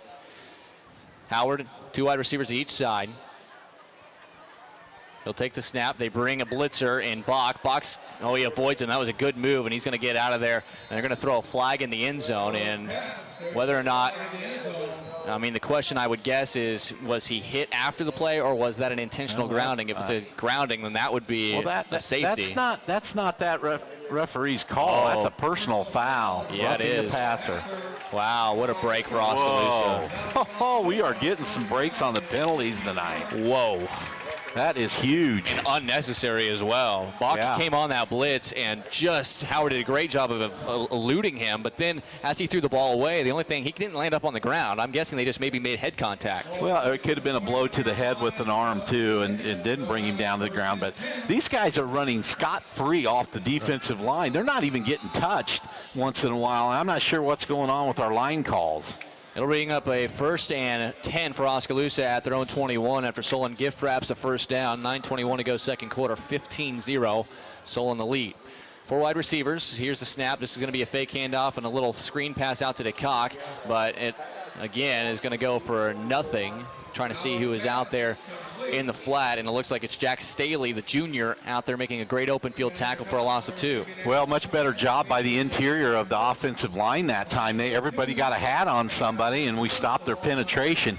We're going to have to take a shot down a seam or something pretty quick just to keep these guys honest. Yeah, there's just too much action happening at the line of scrimmage. 3 wide to the near side. Howard takes the snap, and he is looking a little further down the field. It's going to be caught by Miller, shakes the first tackle, and he's going to get himself out to the 26. We talk about him. He's not a big guy, but he does a great job of finishing runs and trying to gain extra yards, and he makes it a much more manageable 3rd down, 3rd and about 4. Well, he's a powerful little running back, but Seth Howard is throwing the ball well tonight. That's a long throw. He got it out there to Miller. He broke a tackle. Got 3rd and short here. And there's going to be a flag. Offside. And it's going to be offside again. That's a first down. Unbelievable. So Solon is really making a lot of mistakes. Coach, what are you seeing down there? Well, I was just going to say, guys, I know this was our third, like 3rd and 5, 3rd and 3, 3rd and 4, and we hadn't picked one up yet, but there's a big break, give us a first down there. So I was waiting to see if we're going to finally pick one up, because that's where we want to be. We want to be short yardage on 3rd down, but we hadn't been able to pick it up yet. I would venture to guess that Oskaloosa has more first downs in this half than any other team this year has against them. I would agree with that, even if a couple of them are via the penalty. Here's 3 wide receivers near side. Howard takes the snaps, got some time, fires it in the one-on-one matchup, looking for Henry, and he just can't quite reel it in. That was kind of misjudged by both players out there. Again, that was Staley one-on-one. Staley measures up at just about 5'9", so you can imagine the 10-inch difference. You'd like to try to execute a little bit, but the ball a little bit underthrown, and both players didn't really have a chance to make a play on it. There you go, Doug. There's a play you're kind of talking about, and I thought it was a pretty well thrown ball by Seth. Well, it wasn't, and I thought our offensive line and back did an excellent job. The back picked up the delayed blitz from the linebacker, so good job that time by the line. I'd like to see Seth just lay that thing up in the air and let Cole run under it and then use his height to catch it instead of throwing it on a line like that. He's got a 10-inch difference on the man opposing him. This is a nice tackle in the open field as Chapman makes the catch at the line of scrimmage. Storm Scott, how about that for a name? Storm Scott, the senior, on the stop there, and that's going to be a minimal gain. Oh, golly, look who's down for Solon, guys. Linderbaum is down in the middle of the trenches, and that is not good. Coach Dowd's just kind of throwing his hands up. I mean, these guys are so quick on their reaction to the pass, that little bubble pass. Tyler Miller could not even get a block on his guy, and Coach Dowd's just like, we've got to at least get some type of block on that guy. Looks like they're looking at Linderbaum's knee. Well, we talked about, cramps being a thing, but that's not what they're looking at here for sure, as he's going to get up and kind of limp off, not putting a ton of weight on that right leg, and we'll check on him. That's one of the cash cows for this team. They're not going to put him in a spot where he'll risk further injury. Yeah, I was going to interrupt here. I saw their coach talking to the referee. He said guy had him up above, and a guy came in underneath and got him on the knee. So that would be an illegal chop block for you, our listeners out there. You cannot engage a defensive guy high and then somebody else come down and block him low. Dangerous play. Either way, though, Oskaloosa finds themselves in a 3rd and 9, and Linderbaum will be off the field for this particular setup, and he, at the very least, even though he hasn't necessarily been super active in the way of getting into the backfield and making tackles, he's certainly gobbling up a couple of blockers to make way for guys like Wegman, who are getting in the backfield and making tackles.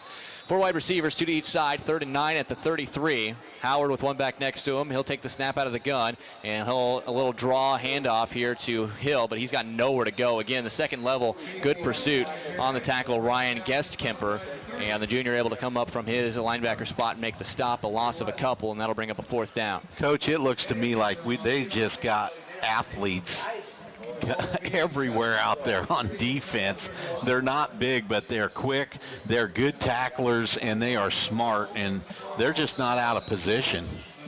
No, you're right, Doug. Both sides of the ball, you just watch them, and yeah, they're just so well schooled. Really good football team. This is a high end-over-end kick by Van Rukel, not his best effort.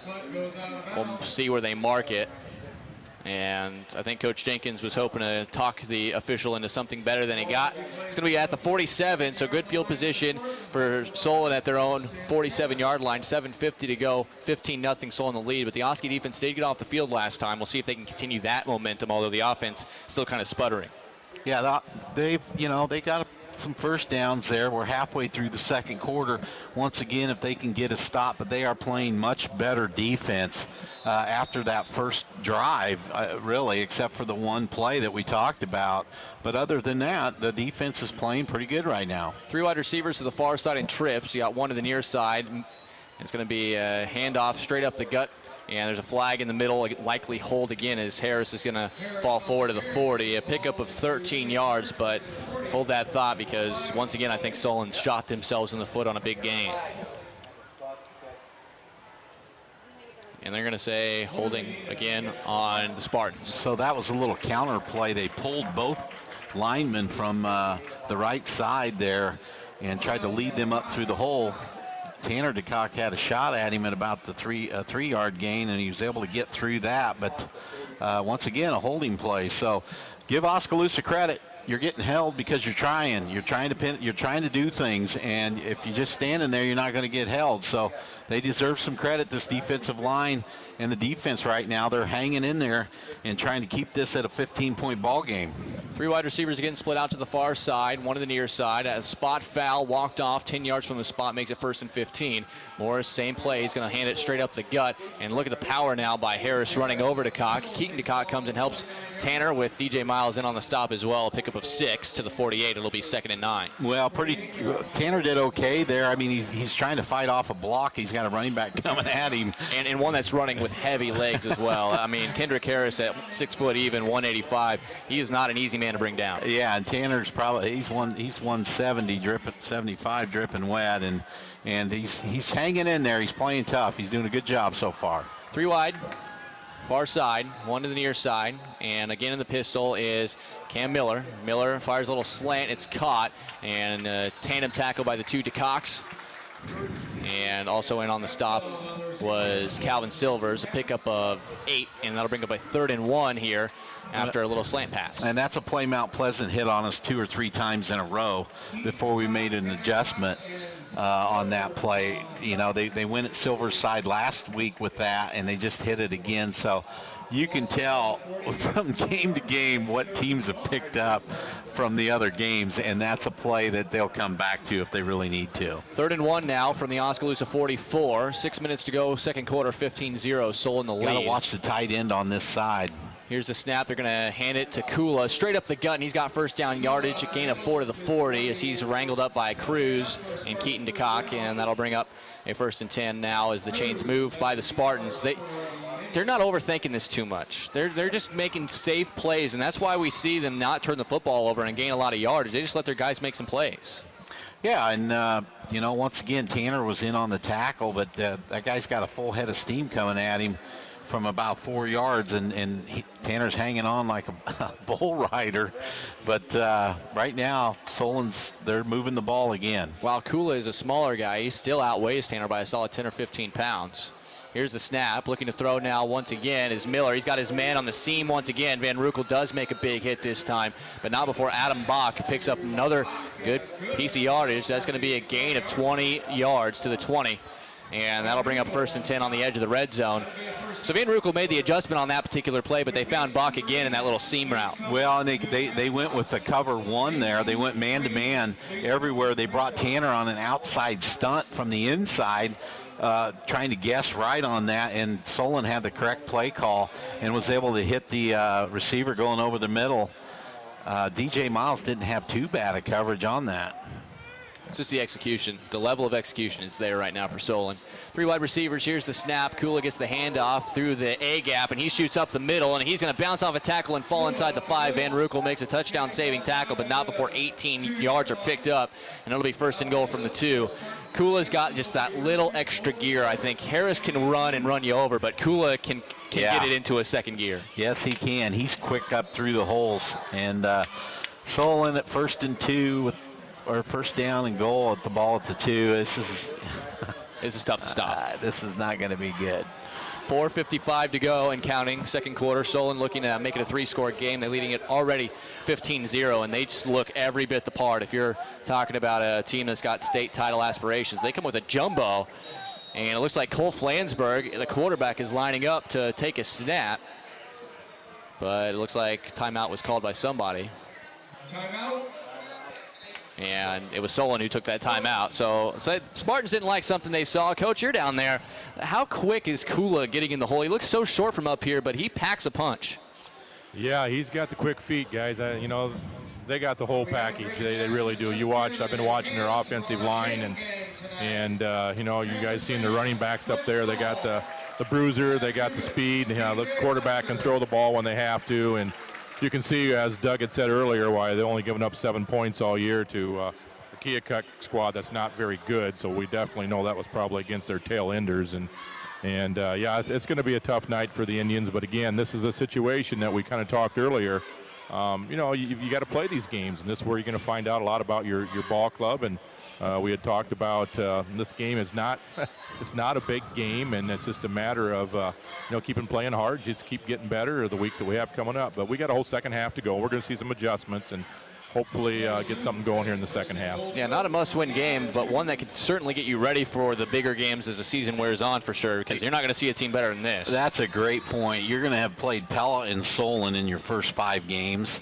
I don't think anybody else is going to be able to say that. Instead of going direct snap, they go with a simple handoff to the big guy, Flansburgh. Flansburgh gets into the end zone, and he's slow to get up. Flansburgh, a 6'2 senior weighing 230 pounds, just a big dude, but he is still sitting down in the end zone after a 2-yard touchdown run. They just made an adjustment. Instead of having him take a direct snap and avoid having a bad exchange, they just had the quarterback, Cam Miller, help take the snap and hand it to him. He blasted through the hole, and he's able to now run off the field. But 230 pounds. 230 he pounds. could run. Yeah. You wonder why they haven't necessarily used him too much. He only's run it 9 times for 31 yards, and that's his 2nd touchdown of the year. On for the extra point is Aiden Dahl.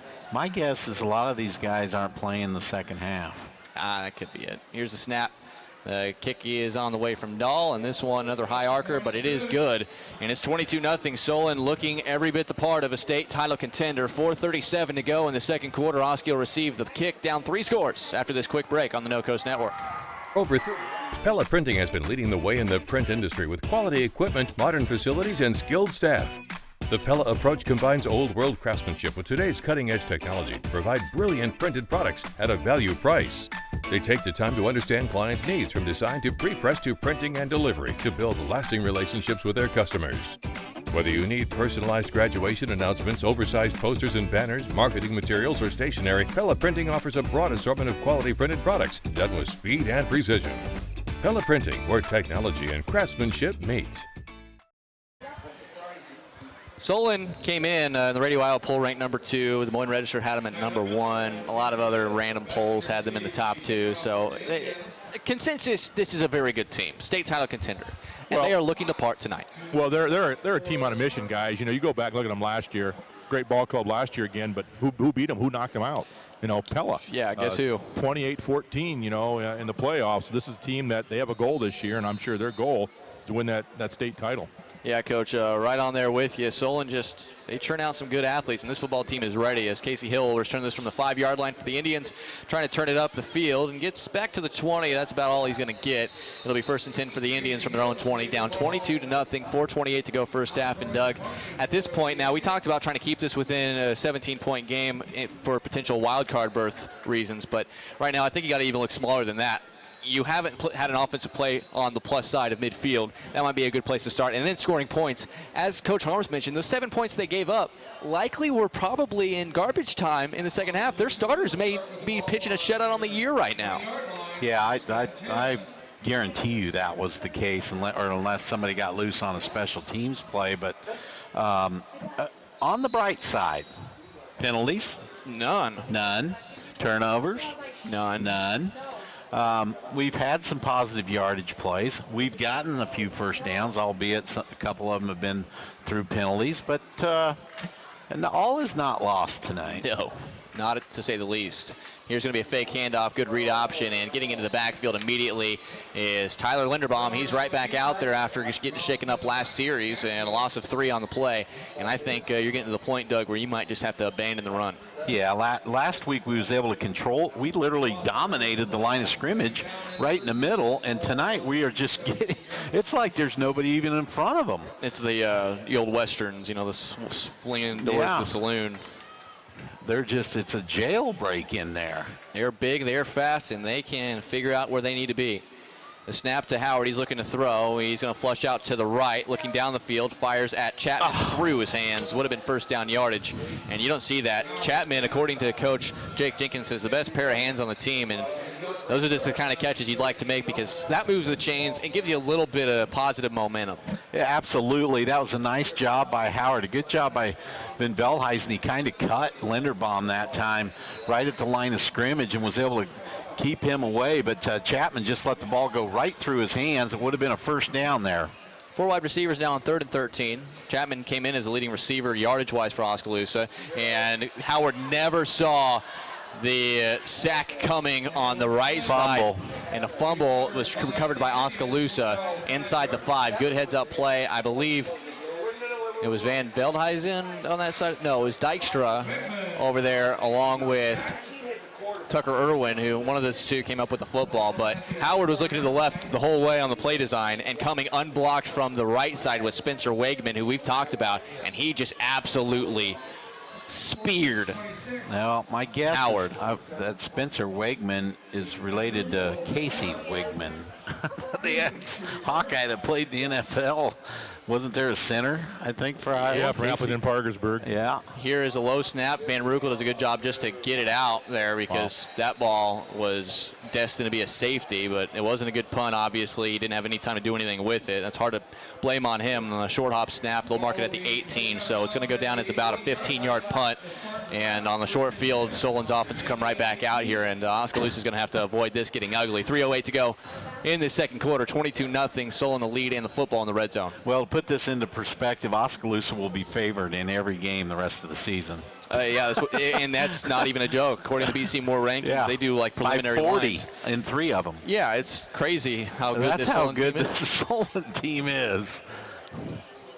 2 wide receivers to the far side, 2 backs and a tight end. It's Harris the back. Cam Miller hasn't been asked to throw it too much, but when he's thrown it, he's been pretty accurate outside of one bad throw behind a receiver. He hands it off to Harris. He has stood up, and Veldhuizen and Tanner DeCock on the tackle. Gain of 3. It'll be second and a 7 from the 15. Well, and Solon goes double tight there. They're kind of packing in. They're going to work on this part of their game, and Tanner gets another tackle. He's had a nice first half. He's racked up quite a few tackles. The 2 guys who haven't seen the ball at least very much, Adam Bach, the fullback, he does have the big touchdown, but he's lined up as the fullback in this particular formation, and then they have Wegman out at the tight end, and they are just blocking everybody that they are seeing. Again, in this pistol, 2 wide receivers to the far side. The snap, fake handoff, little screen pass in the flat. Oskaloosa does a good job forcing it back inside. Gain of maybe 2 or 3, and good defense there. Good read. Good flow to the ball. Good pursuit. The catch was made on that far side by Peyton Bandy. He came in as the 4th leading receiver on the year for the Spartans. They do give him a gain of about 5 after he fell forward, and it'll be 3rd and we'll call it 4 from the Oskaloosa 12-yard line on the far side hash. Spartans coming to the line of scrimmage, 1:50 to go in the second quarter before halftime. 3 wide in a bunch formation out to the far side. 1 wide receiver to the near side. The snap is going to be a handoff, and Harris trying to get away, and he's not going to get away, but he may have first down yardage. Again, that's just good strength, fighting off a block, and also making the tackle by Tanner DeCock. He is in on almost every play up the middle. I was watching him there. He was trying to get off a block and grab a hold of a jersey, and he was just hanging on. He did stop him a yard short, so it's 4th and 1, but he's having a heck of a night there on defense tonight. He's being met on that second level and also making plenty of tackles. 4th and 1, the offense stays out there. Not much of a kicking game for Solon with 1:10 to go here in this second quarter. 2 wide receivers far side. Here's a snap. They are going to hand it to Harris. Harris off the right tackle, and he's going to be buried, but he does have first down yardage just shy of the 6. The gains are much smaller right now. Oskaloosa is finding ways to stuff these gaps, but they're still just gaining too much, and they're able to move the chain. Well, and I'm liking what I'm seeing. They're not quitting, but you mentioned it, or Coach Harms mentioned it. These are games you got to play, and as you mentioned, this will make you better. I mean, you play Pella and Solon in the first 5 games. Fairfield and Washington aren't going to look as good. Yeah, look out. Mid-Prairie Wellman and Albee is not going to stack up to Pella and Solon. Yeah, absolutely. Here's going to be a little slant pattern, and good defense. Beating Coons into the slant route was Calvin Silvers, and Coons kind of looking back at the line judge saying, hey, there was a lot of contact before the ball got here, but it was Silvers making a play on the ball. Yeah, they went back to that play. We talked about it earlier. Mount Pleasant was able to hit a couple slants on Calvin, and Solon did earlier, but that time Calvin does a nice job in jumping in there, and he almost gets the interception. Good job sticking his nose in there. If I'm Calvin, I'm going to make them try to throw a fade route. You got to take away the slants down here. Yeah, especially with no safety help because there's 3 wide to the other side. 38 seconds to go, second quarter. 3 wide to the far side. One-on-one with Silvers and Kuntz to the bottom. Here's the snap. They will hand it to the running back Harris, and he will be, look at that tackle by Tanner DeCock. Hanging on for dear life. It looks like it's going to be a touchdown all the way, and somehow, some way, he's able to wrestle him to the ground by his jersey. 8 seconds. That's what you got to do. But good job by Tanner again. Coach Harms, you're down there right now. It's clear that the Oskaloosa defense is still making some plays with, less than a minute to go here. Solon takes a timeout. But, you talked about it. Little victories here are going to be good because, as we've been talking about, the rest of your schedule will not compare to this team. Well, that's right, guys. And that's been a good sign here the last few plays defensively. The kids have really stuck their nose in there, and instead of sitting back on their heels, they're moving everything forward, which is really good to see. So, we've all been through it as coaches. You're going to play superior teams, and I don't care. I remember a couple years ago we were up at Iowa City, and we were playing West Des Moines Valley, and, we just got annihilated up there at Iowa City in that Classic, and might have been the year that we won the state championship. Yeah, I was there for that, Coach. You won the state title about a week and a half so later. It's a situation where you find out, who you are and what you got to do, and you just got to shake that off, and you got games coming ahead, and as I mentioned, it's how you finish and where you finish. So we just got to keep playing here. You also played without your best 2 pitchers that day, if I do recall. That was a rough one. Either way, back to football. 30 seconds to go here in this second quarter. They spread it out a little bit more. 3 wide to the far side. They're looking to throw into a slant pattern, and a great catch going up and getting it by Peyton Bandy.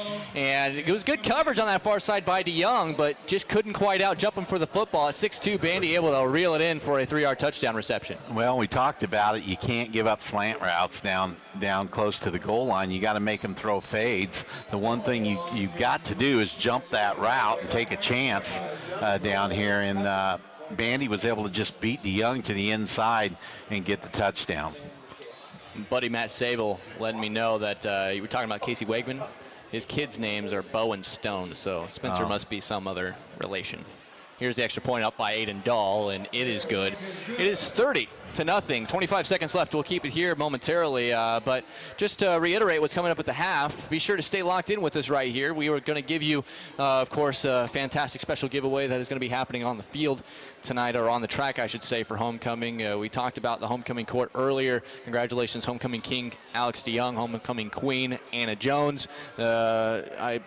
Of course, the Marching Indians are going to be out there, and they have more of their show done. My wife is the color guard instructor, so got to give her a nice little shout there. And they are, she feels really good about where they are as a music group, a band that looks to continue to improve their scores. And do they have competitions here? They start this week. This week? They did go to a kind of a clinic last Saturday to kind of start their season, but yeah, they're going to be putting more and more of their show on the field here in the next couple of weeks, and making some tweaks to it and see how well they can score in the next 6 or 7 weeks, because all I know is my wife's out of commission for the next 5 weeks or so, so they're going to be going all over the place and showing people what they have, the Oskaloosa Marching Indians. So we'll see what their show looks like coming up at the half as well. Hey, and a quick shout out to Kim Guile and Danita Presley, the head of the student council.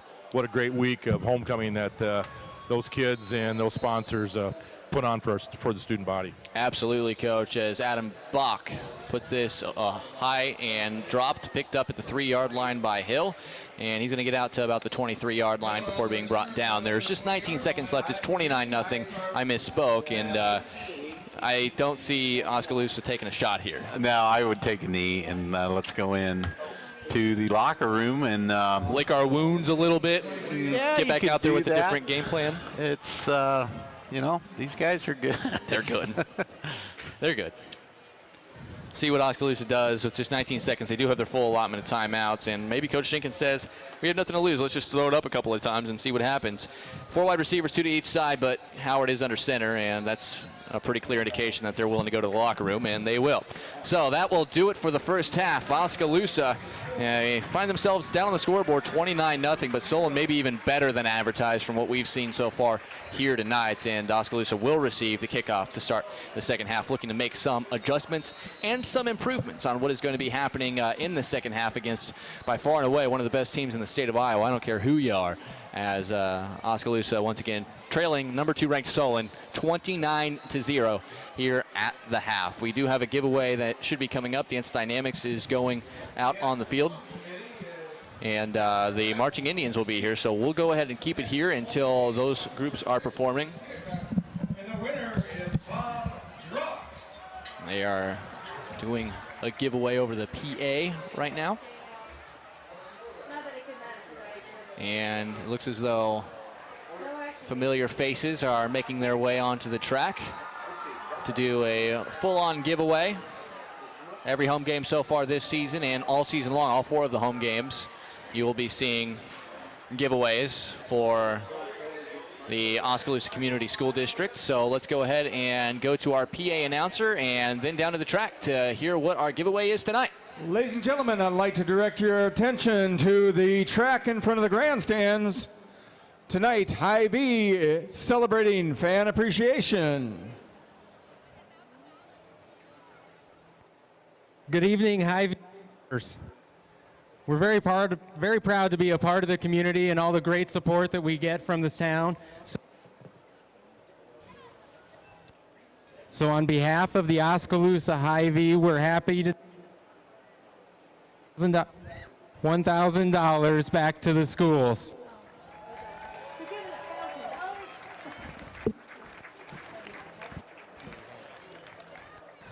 All right, keeping with a football theme tonight, we're going to give away a tailgate package. It's a grill, cooler, camp chairs, a meat bundle, and a $100 Hy-Vee gift card.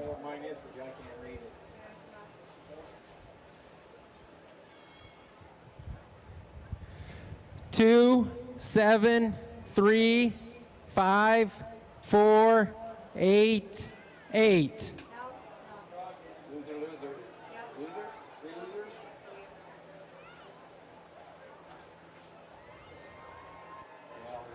Congratulations. Come on down. Awesome, thank you. Thanks, buddy. Ladies and gentlemen, I'd like to direct your attention to the middle of the field on the 50-yard line. Now for your homecoming halftime entertainment, Dance Dynamics will perform their hoopla routine.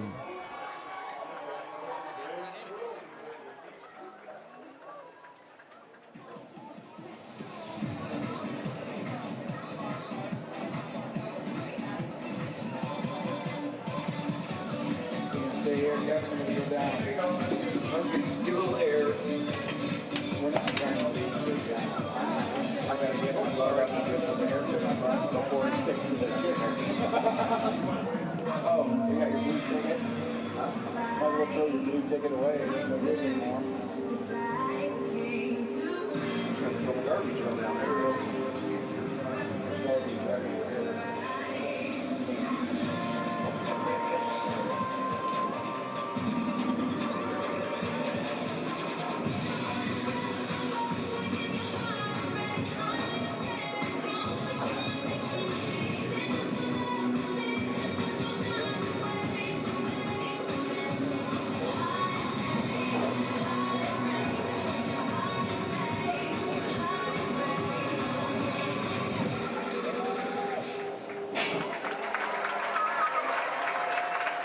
Ladies and gentlemen, your Dance Dynamics. Dance Dynamics, nice performance there as always. Dance team near and dear to a lot of these folks' hearts, and of course another activity that gets a lot of publicity and a lot of participation is the marching band and the music programs under the direction of Rich Waddington, and they are taking the field right now. Once again, the score at the half is 29-0. Solon with a big lead. They look every bit the contender for a state title that you would think by looking at their schedule and what they've been able to do on paper so far this season.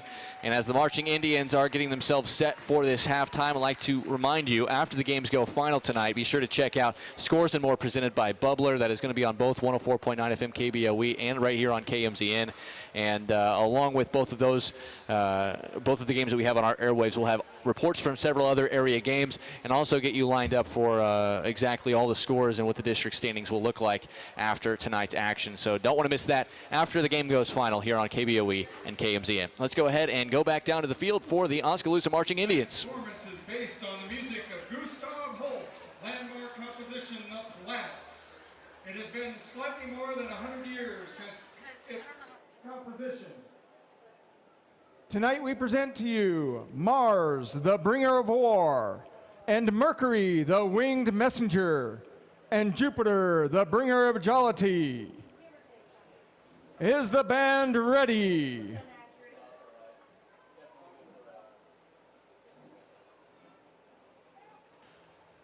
Marching Indians, the field is yours for halftime performance.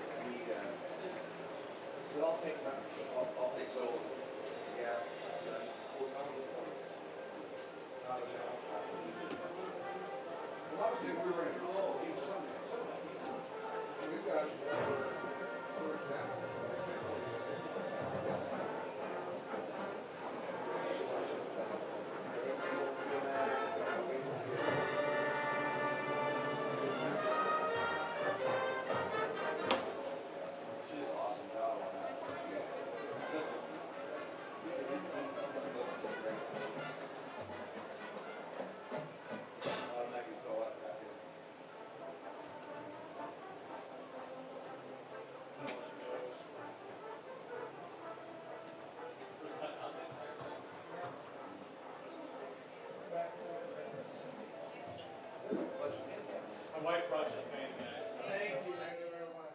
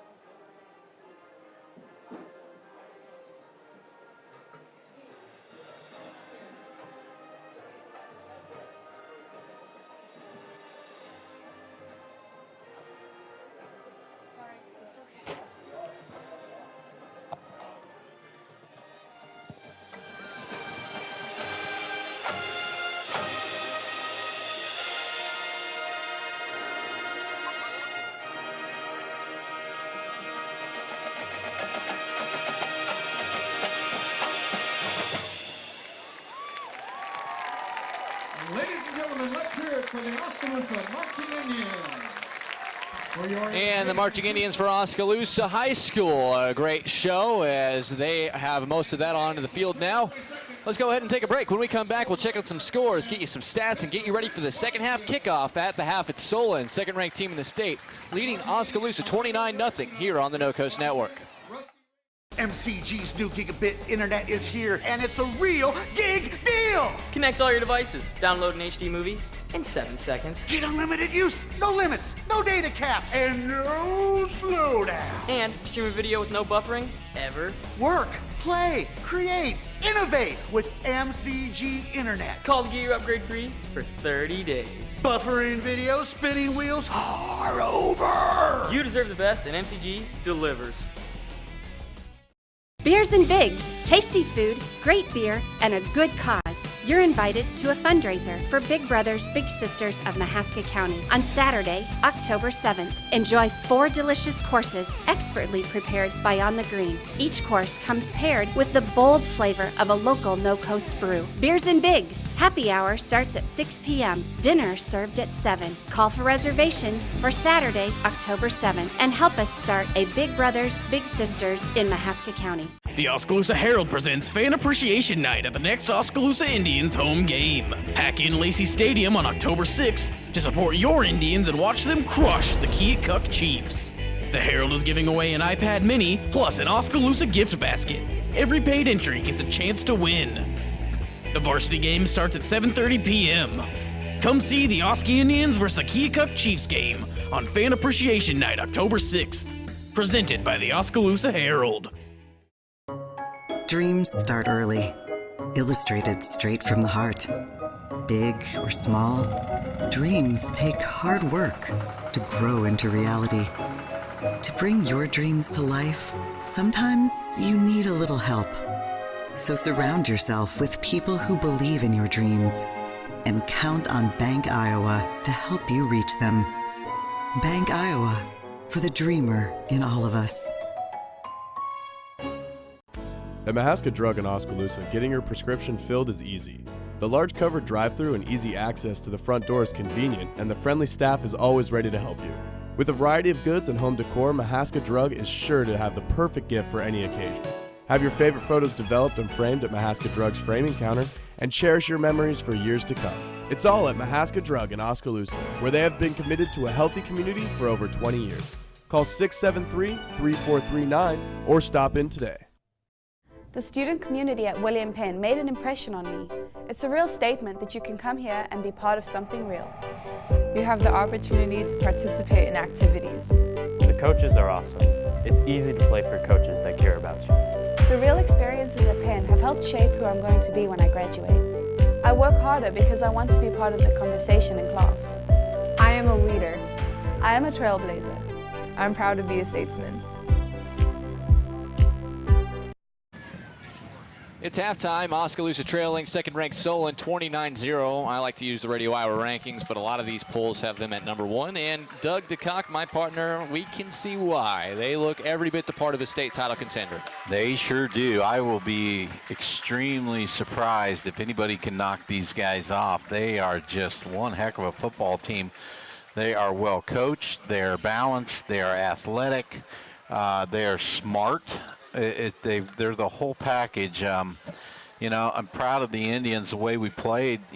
Although it's 29-0, they had two. You know, they had the first drive and then the quick score, and then they had a couple short fields, which, you know, we made them take 7-8 plays to get in. But we're competing. It's just too much for us right now. They, you know, they're too much for a lot of people. Yeah, they're too much for a lot of people, and you know, we're gonna. This makes you better. I was involved in one of these games, and it was in a state championship game against Harlan, and we got beat up pretty bad.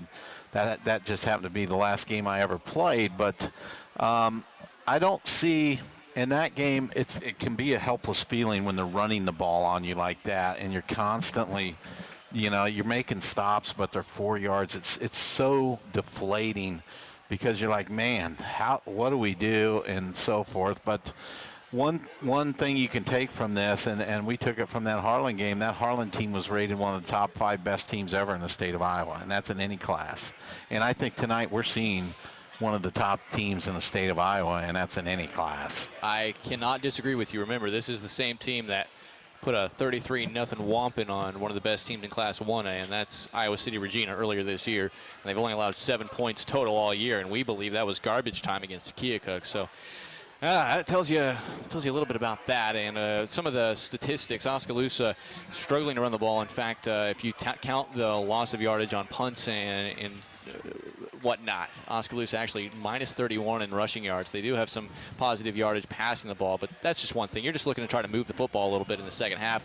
For Solon, it's just a good balance. 130 yards rushing, 120 passing, but of those 120, 75 came on the one big one to Adam, their slot receiver slash fullback, Adam Bach, who came across the field and made a fantastic play and scored the long touchdown. So other than that, Oskaloosa's defense definitely stepped it up as the game wore on. We'll see if that continues here in the second half. Homecoming, you never like to lose in homecoming by any means, but it's going to get you ready for the rest of the season, I can tell you that. Let's go ahead and quickly run through some scores that we do have from the rest of the listening area if you're just joining us.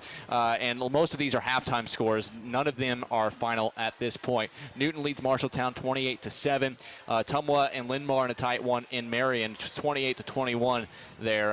Of course, our game 29-0 in favor of Solon.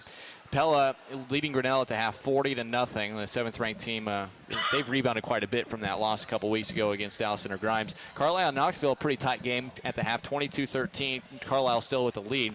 Albion, Eddyville, Blacksburg, Fremont getting close to halftime, still scoreless in that one. I thought that's a surprise there. I thought EBF was going to kind of put it to them this year after putting it to Davis County last week. So we'll have to see how that one turns out. PCM putting it on Central Lee. That's the second best team on paper, at least you think. Them and EBF are going to be kind of battling for that second spot. and PCM's up 42-0 at the half against what could be the second-best team in that district. And so. PCM got handled by PC. Kind of. It was a 2-point loss. Oh, I thought it was more than that. No, but they did get beat by a school class size smaller. We did the math on that, me and Brian Myers, on South by South Central this Wednesday. That district is like you can composite like the strength of the district, and there's only 2 Class A districts that are weaker than that Class 2A district. So that kind of tells you where they're at. It's a tough place to be, but if you're PCM, just take care of business, get to the playoffs, see what you can do. Another quick couple of scores here for you. Pella Christian does lead big over Mount Ayr, 49-14. Pleasantville a big lead over Woodward Academy, 32-0. BGM battling with top-ranked Gladbrook Rhinebeck at the half, 17-7 the score there. Linville Sully putting it on Winfield Mount Union, 48-0 at the half. New London leading North Mahaska in our game of the week, 48-6. And that's all the area scores we have as Adam Bach tees it up and kicks it off. We're ready to go. Second half action. And at the 20-yard line, Oskaloosa bringing it up is Keaton DeCock trying to find some space. And he'll gain about 4 yards on the return. A little pooch kick. Little pooch kick trying to get a guy who doesn't handle the ball too much. He looked like he wanted to hand it off or pitch it back to one of the other guys, but he ran it up in there. I was sitting here quietly going, get down, get down. Don't hurt yourself. Well, and I like that. If you're just trying to eliminate big play opportunities, just kick it to an up back or a blocker. And that's exactly what happened there for Solon. Oskaloosa's coming to split it out with 5 wide receivers. Seth Howard in the shotgun, and we'll see how this look goes. Oski down 29-0 here, start of the second half. 1st and 10 from their own 24-yard line. It's a little different look here. Yeah, you haven't seen this too much this year from Oskaloosa with 5 wide receivers. Here's the snap. Howard a little quick out to Chapman, who goes to his knees, makes a catch for 6 yards on first down, 2nd and 4 coming up. Well, and here's what I like about it. So now you have Cole Henry in closer to the quarterback with his height. Yeah, he's in the slot. He's in the slot. You got Tanner split wide out. You got Tyler Miller in between them. I like it. Empty backfield. What do you have to lose? Let's see what you got here. And again, their first-team offense or first-team defense hasn't, we don't think, allowed a score all year. So that's at play here. 2nd and 4 from the 30. Miller's coming in motion. And a snap, they'll fake the jet sweep, throw it into the flat. This is Henry on the catch, tries to shed a tackle, and he can't. Gains a couple, but that is Kendrick Harris, a fantastic tackle on the outside. And it seems like it's the same athletes on both sides of the ball for this team. Well, that once again, a good execution. They ran that play, I think, earlier, and they get exactly what they want. They one-on-one. It's just trying to get away from these guys. They just don't miss tackles. That'll bring up a 3rd and 2. Ball on the Oskaloosa 32 as the Indians go into the wind, going from left to right. 5 wide receivers. It's Chapman, Hill, and Miller all to the near side with Henry and DeCock to the far side. In the gun on 3rd and 2. On the far hash, Howard takes a snap, and he's looking to throw. Under pressure, he fires off his back foot, and it's intercepted by Adam Bach. That time the pressure was getting to him, and a hit as he threw the football, once again by Spencer Wegman. He didn't have any time. It was going to be take a sack, loss of 10, punt it away, or just throw it up and see if your guy can make a play. And Adam Bach, of all people, who else but Wegman and Bach making tandem on the play to get the turnover. And they're just overpowering our guys. I mean, our guys were in front of them that time. They were just pushing them back into them. We were trying to run, so we found out right there we cannot run 15-yard routes because that just takes too long. We need to stay with the short dink and dunk stuff. 10:29 to go. And if you're going to run that type of route, you just lay it up. Oh, right. Just let her fly. I don't think he was out there. prepared to have to throw the ball that quickly. Ball on the 46 in Oski territory, and again, Cam Miller and his offense back out there. 2 backs, Bach the fullback. He'll fake it to Kendrick Harris and get it to Bach in the flat, and Calvin Silvers will make the tackle with some help, with Dykstra in on the play as well. Gain of about 4 to the 42-yard line, 2nd and 6. Yeah, nice play by Calvin there on the corner. It's about improvement for a lot of these guys. Yeah. Because remember, Silvers wasn't really even on the 2-deep that first week. Well, we do get a cornerback next week. Mamoon? Zuhair Mamoon, and he's a hitter. So that will strengthen up our defense a little bit, I think. 2 backs, 3 wide receivers, 2 on the near side. It is Harris, the running back. Takes the snap, does Miller, hands it to Harris. And Harris runs through a couple of tacklers. Tanner again on the stop. And Van Rukel helps finish the job. A gain of about 5, and it'll be 3rd and 1. Hey, I was going to mention, guys, I don't know if you saw up there in that first offensive series for the Indians, a new center in the lineup. I don't have my program, number 53. Yeah, Hunter Else. Hunter Else. Good call there, Coach. I saw him warming up, and I didn't know if they were going to make that adjustment. Else is a year older than Noah Van Veldhuizen, but he's been the center the entire season thus far. Deciding to change it up to see if it adds to the rhythm a little bit here. 3rd and 1 from the Oskaloosa 37. Here's going to be a snap, and they're going to hand it to the big guy coming around is Flansburgh, and he's going to get met by Van Rukel. What a hit. So negative yardage there. Nice play by Van Rukel, sniffing that one out and dropping the runner for a loss of 2 there. So the Oskaloosa defense still competing. That's a great job because that is a big boy. We talk about it. Flansburgh, his name is Cole, and as C-O-A-L, like a lump of coal. I mean, the guy just sounds like he's, you know, a big bruiser. And he did score a touchdown earlier at 6'2", 230. He loses 2 on that play on a great form tackle by Van Rukel, but the offense stays out here in no man's land. And Kendrick Harris has to go out of the game. Looks like he's cramping up a little bit. They have 4 wide, 3 to the near side, and it's Kula in the backfield. 4th and 3. They'll hand it to Kula. No, they'll fake it. Tipped by Dykstra. Intercepted by DeCock. He's going to be across midfield. Coming from behind and making the tackle along with the quarterback Cam Miller. It looked like that was Ben Kreutzfeldt. Nice play by Dykstra. Hey, that's the first interception thrown this year by Cam Miller, and Dykstra gets the tip. The tip drill allows Tanner DeCock on the pick, and Oskaloosa will run a play for the first time in the game on the Solon side of the field at their 34 after the pick and return. 8:14 to go, 3rd quarter, and Oskaloosa in scoring position potentially here. Well, great job by Dykstra getting his hands up and deflecting the ball that fell right into Tanner's hands. And Oskaloosa in business on the Solon side of the field tonight. Jared Cruz for the first time is out on offense. He's on the far side as the wide receiver. He's out there with DeCock, and it looks like Hill with Cole Henry and Miller. Solon has 2 small corners here. Now they got to pick which one they're going to defend. Here's the snap. Howard, a quick throw over to Henry. He makes the catch at the 30. All right. A good tackle was made by Storm Scott. His helmet flies off. He's got to come out for a play. That's 5 yards right there almost. 4 yards. That's a nice play. That's exactly what we got to do right there. Ball at the 30. Remember, Oskaloosa has not run a play until that one on this side of the field. 5 wide receivers, 3 still to the far side. They're kind of manned up alongside these guys with 1 deep safety. But again, the line is getting field, so Howard's got to make quick decisions. He's in the gun by himself. Ball in the near hash, takes the snap, looking to throw. Under pressure again, steps up and dodges it. And he forward inside the 30, makes a man miss, dives forward, and he should have first down yardage to the 23 and a late flag. And he might gain more yardage as Jackson Pipolo made a little bit of a late hit jumping on top of him as he dove forward after a gain of 6. It'll move the sticks and maybe half the distance to the goal here. Well, and I was watching Hunter Elson there at center. Nice snap. He got the ball back there quick, and he got in front of his guy. The pressure came from the outside. So personal foul on Solon, and Oskaloosa now knocking at the door, and this is a major event. What you need to do is you need to erase the 29 points on the scoreboard, and I've seen a couple movies. Win the half. If you can win the half against this team, man, you are going to be feeling good going against Fairfield on the road next week. 5 wide once again, 3 on the far side, 2 to the near side. Oskaloosa with Howard in the gun. Ball after the half the distance to the goal. Penalty on the personal foul. Puts it at the 12-yard line in the red zone. And Oskaloosa's not even sniffed this part of the field so far tonight. Howard takes a snap, and he's looking to throw. Got a little more time. Fires a little fader to the outside. Caught! Touchdown, Jared Cruz! And Oskaloosa on the scoreboard with 7:04 to go, 3rd quarter. And this, you said it, this is an event. That is a celebration, a cause for celebration. And what a job. Cruz kind of deked the defender like the ball wasn't even coming.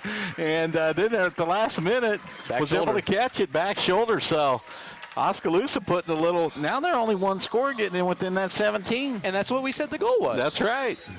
Now Solon, obviously, I think maybe this will be a little slap in the face wake up for them, and we'll see how they come out. As the extra point lined up by Blom, Howard gets it down, the extra point is up, and it is good. Oskaloosa does get on the board. 7:04 to go, 3rd quarter, 29-7. The teams exchange interceptions, but the Indians strike first. Still plenty of ways to go, down 22. We'll take a quick break and be back with more after this on the No Coast Network. The student community at William Penn made an impression on me. It's a real statement that you can come here and be part of something real. You have the opportunity to participate in activities. The coaches are awesome. It's easy to play for coaches that care about you. The real experiences at Penn have helped shape who I'm going to be when I graduate. I work harder because I want to be part of the conversation in class. I am a leader. I am a trailblazer. I'm proud to be a statesman. Oskaloosa throws an interception on their first possession, but get one right back. And then the return by Tanner DeCock after the tip by Nick Dykstra puts the ball inside Solon territory for the first time in the game. Another big Solon penalty helps aid the possession. And then a 12-yard touchdown pass from Seth Howard to Jared Cruz, who appeared on offense for the first time in a couple of weeks. And just like that, it's 29-7. But as mentioned, Doug, there are a couple of goals here. You want to outscore them in the half because that's never been done. That's just the second score that they've given up all year of any kind. And then you also would like to get this under 17 if possible, and with another touchdown, you're within that. So you never know what can happen here. Solon might have taken the foot off the gas pedal a little bit. Well, I thought Oskaloosa played well there in that defensive series. Here is a kickoff. Blom, he'll have it returnable at the 8-yard line. Here's Adam Bach up the gut. Blom misses the tackle, and here goes Bach, and he's going to go inside the 20. And there's a flag late on the field. Well, I don't know what it's going to be. That's a bad call. I was watching that. He did not block him in the back. Young was kind of sitting there trying to sell a block in the back. That was so late, the flag was. But that would erase the touchdown by Adam Bach. Who else but Adam Bach? Well, that's one of the few breakdowns we've had on kick team there. Ever this year. Not sure. Do we have the replay on that? I don't think you're going to see a block in the back. There's a second flag just got thrown on the coaching staff of Solon. They're tired of this one-sided. Well, it is crazy one-sided. Yeah, penalties are tonight. And I feel for them. You know, we've been on the other side of this most of the time. Yeah, it's tough. I agree with you there, Doug. I didn't see any flags, and then right at the end of the play, they threw one. And then they're going to warning, sideline warning. It's a sideline warning, so that will not be a 15-yarder, but the next time it will be. I'd like to see a replay on that. Well, we have been informed, though, that the replay machine. Oh, okay. We had some folks that had the TriCaster that we like to use. And well, we'd love to see a replay, and our crew here for the Oskaloosa Video Production Program does a great job of getting us the replays usually, but due to circumstances. Yes, they do. I feel for you, Solon. I know exactly how you feel. That's a rough call. Coach, did you see anything down there that would warrant that flag? No, I didn't. I thought he was in front of him, but he just went and cut him down, and he was standing right there and threw it, so he must have thought that he got him from behind. Maybe somebody's got a wager on a line in this game. Yeah, it could be. 6:49 to go, and now after instead of a touchdown, it's 1st and 10 from the 41 in Oski territory. Good defense. Way to stay at home, fighting off a block. Nick Dykstra tackling Kendrick Harris, I think, for the first time for a loss. And the Indians have a lot of life out there. They're playing fired up, inspired football right now. And another loss on the play there. Good job by Dykstra. He's having an excellent second half. 2nd and 11 coming up. My goodness. How quickly things can change. That was a great return by Bach, which looked like it was going to be a touchdown, but not to be, as Kula is going to be the back now entering the game. We'll see with the changeup with a little speed back. Yeah, that was one of the few times Blom didn't get her in the end zone, guys. Yeah. That's why you need touchbacks, Doug, I'm telling you. Here's the snap. This will be Kula, a little stretch play to the right. He turns it upfield, and he's got a little burst. Good hit. He is hit hard and goes down. Van Rukel. That is the way you hit. Was it Van Rukel or Miles? No, that was Jaden. That's the way you got to fill the hole right there. Excellent job by Jaden. That's exactly what you got to do as a safety. You got to read that and attack. 5:40 to go in this third quarter and counting. 29-7. Oskaloosa trailing by 22, but that's not really the storyline at this point. It's that they're playing better as time's going on here. 3rd and about 4 from the 35 in Oski territory. This will be another handoff, and turning it up is Kula. And, man, look at him just bowling ball his way forward. A hat comes off in the middle of that. And Kula's got himself first down yardage to the 30, and it was his helmet that flew off. Yeah, I thought they had him stopped there, and the pile just kept moving. Them linemen do a good job of staying with their blocks, keeping their feet moving. And they was able to move the Oskaloosa pile about 2 or 3 yards. Yeah, we got Blake down, yep, part of the shoulder. It's something. It's definitely not a cramp or something that he can easily walk off the field and he's going to have his seat. Might be a cramp. Yeah, we'll see. But how about that run by Cooley? He's just 5'6", but sometimes we talk about it, and you hear coaches talk about it, having that low center of gravity, even if you're not the widest guy in the world, that still really helps you get leverage to fall forward and gain yards. And he's done that all game long. He's hit the hole hard, and he's fought for extra yardage, and that keeps the... Yeah, it's his left shoulder. That Blake is a beast. That's not been something that any mere mortal will be able to play a football game with on a week in and week out basis. No, they put his finger in, they put his shoulder in one game. I mean, the kid is going to play no matter what. Now, you just don't want to. We need to get out of here healthy. We're getting more so healthier. than more so than just try to come back from a 29-point deficit on one of the best teams in the state. I think it may make more sense to try to save some of these big-time players and live to fight the rest of the season. We'll see how it goes, though. 5:15 to go. Here's going to be a handoff. Harris back in the game, and he blasts through the hole for a gain of about 4. Gang of Indians on the stop, namely Jared Cruz. Well, we're going up to the Hawkeye game tomorrow, and I think we're going to have to put him in an ice bucket on the way because he's making a lot of plays there. His tackling is much better tonight. What a hot take on that game tomorrow. Penn State is going to rout them. I feel like it's going to look a lot like this game does right now. Yeah, the spread is 12.5, and you just don't see that in Iowa City. Second and about 6. Ball spotted at the 27-yard line. Got a tight end now, and they're going to hand it to Harris, and he's going to follow the fullback right up the hole. I love when offenses use fullbacks. As he's tackled at the 20, gain of 7, move the chains. When you have a fullback in the game willing to block, and Adam Bach has done a great job as a lead blocker, but that is just taking me back to the glory days of Daryl Johnston leading the way for Emmitt Smith and being able to kick out a linebacker or just Rocky Blyer for Franco Harris. Yeah, just lead the way, Matt Suey for Walter Payton. It's so unsung, but it helps tremendously take at least one hit off your running back. Yeah, Oskaloosa jam in the middle here trying to stop this run. Here's the snap, handoff to Harris, and not much there this time as Oskaloosa, a good gang tackle there. But, Coach, you're down on field level. What are you seeing? Well, I was just going to ask you guys, how far are you going to go back there between fullbacks and running backs? Well, I mean, if we go too far back to like the Jim Browns and the Marion Motleys and the Bronco Nagurskis, they actually handled the ball quite a bit. Okay, who was O.J. Simpson's fullback? You're talking about the Buffalo Bills of the early 70s. Yeah, the Buffalo Bills. Now there's Joe DeLamalure. See, I was going to go back to Bill Brown and Dave Osborne for the Minnesota Vikings. Ooh, Dave Osborne, that is. We are getting in classic Minnesota Chuck Vikings. Foreman was Iowa native or Iowa alum Paul Krause, all-time interceptions leader for that Vikings team in the early 70s. This is going to be another look. Kula just kind of. Did you see that? Big Biscuits just came back. Knocked him down. Did you see, though, that the acceleration he had, I think he was patient trying to wait for the hole to get there, and it never came. So he just ran as fast as he could to the corner and was met by a big body. Yeah, Bob Evans' Big Biscuits just stopped him cold. But he does. He turns it up, and he accelerates. Inside of 3 minutes to go here in the third quarter, 29-7. I think Adam Bach probably missed. Look, watch out for a pass here. Tight end leaking out. 3rd and 6 on from this the end.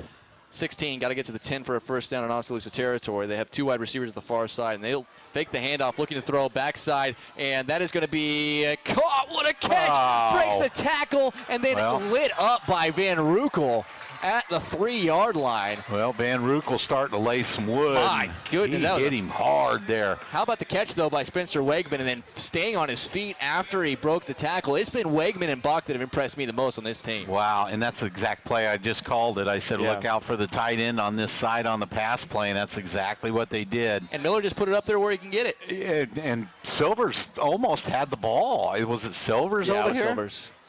And then he wrestles it away from Silvers and is able to advance it till Van Rukel just laid the smack down on him. Well, he missed that tackle on the big play on Bach, and he hasn't missed a beat since. No, he's picked up his game, and that's great to see. 2 wide receivers to the far side. Here's a snap, a handoff. Kulo to off right guard, close to the goal line, and he is in. The football broke the plane, so they do answer with a touchdown of their own. But the Oskaloosa defense still, you have to tip your cap to them. They're still playing really hard and very well. They're hitting. I mean, and Solon has not backed off. Their coaches are mad. Yeah. Their team is mad. Yes. And they did not back off. And Oskaloosa sitting there trading blow for blow with them right here. They're scoring, but they're making them earn it. 2:29 to go, third quarter, 35-7. The extra point going to be looked up. Aiden Dahl, rather, on the extra point. The snap, hold, kick on the way, and this one is good. 36-7. It's Solon back up by 29, but Oskaloosa making them earn it. 2:29 to go here in the third quarter. We'll take a quick break and be back with the kickoff after this on the No Coast Network. Our roots are here in the middle of America, where humble beginnings can grow into great opportunities, where hard work and high standards are the key ingredients to success, where honesty and integrity matter. We're proud of our roots, proud to be a part of a community that shares our values, and grateful to our customers for giving us the opportunity to grow.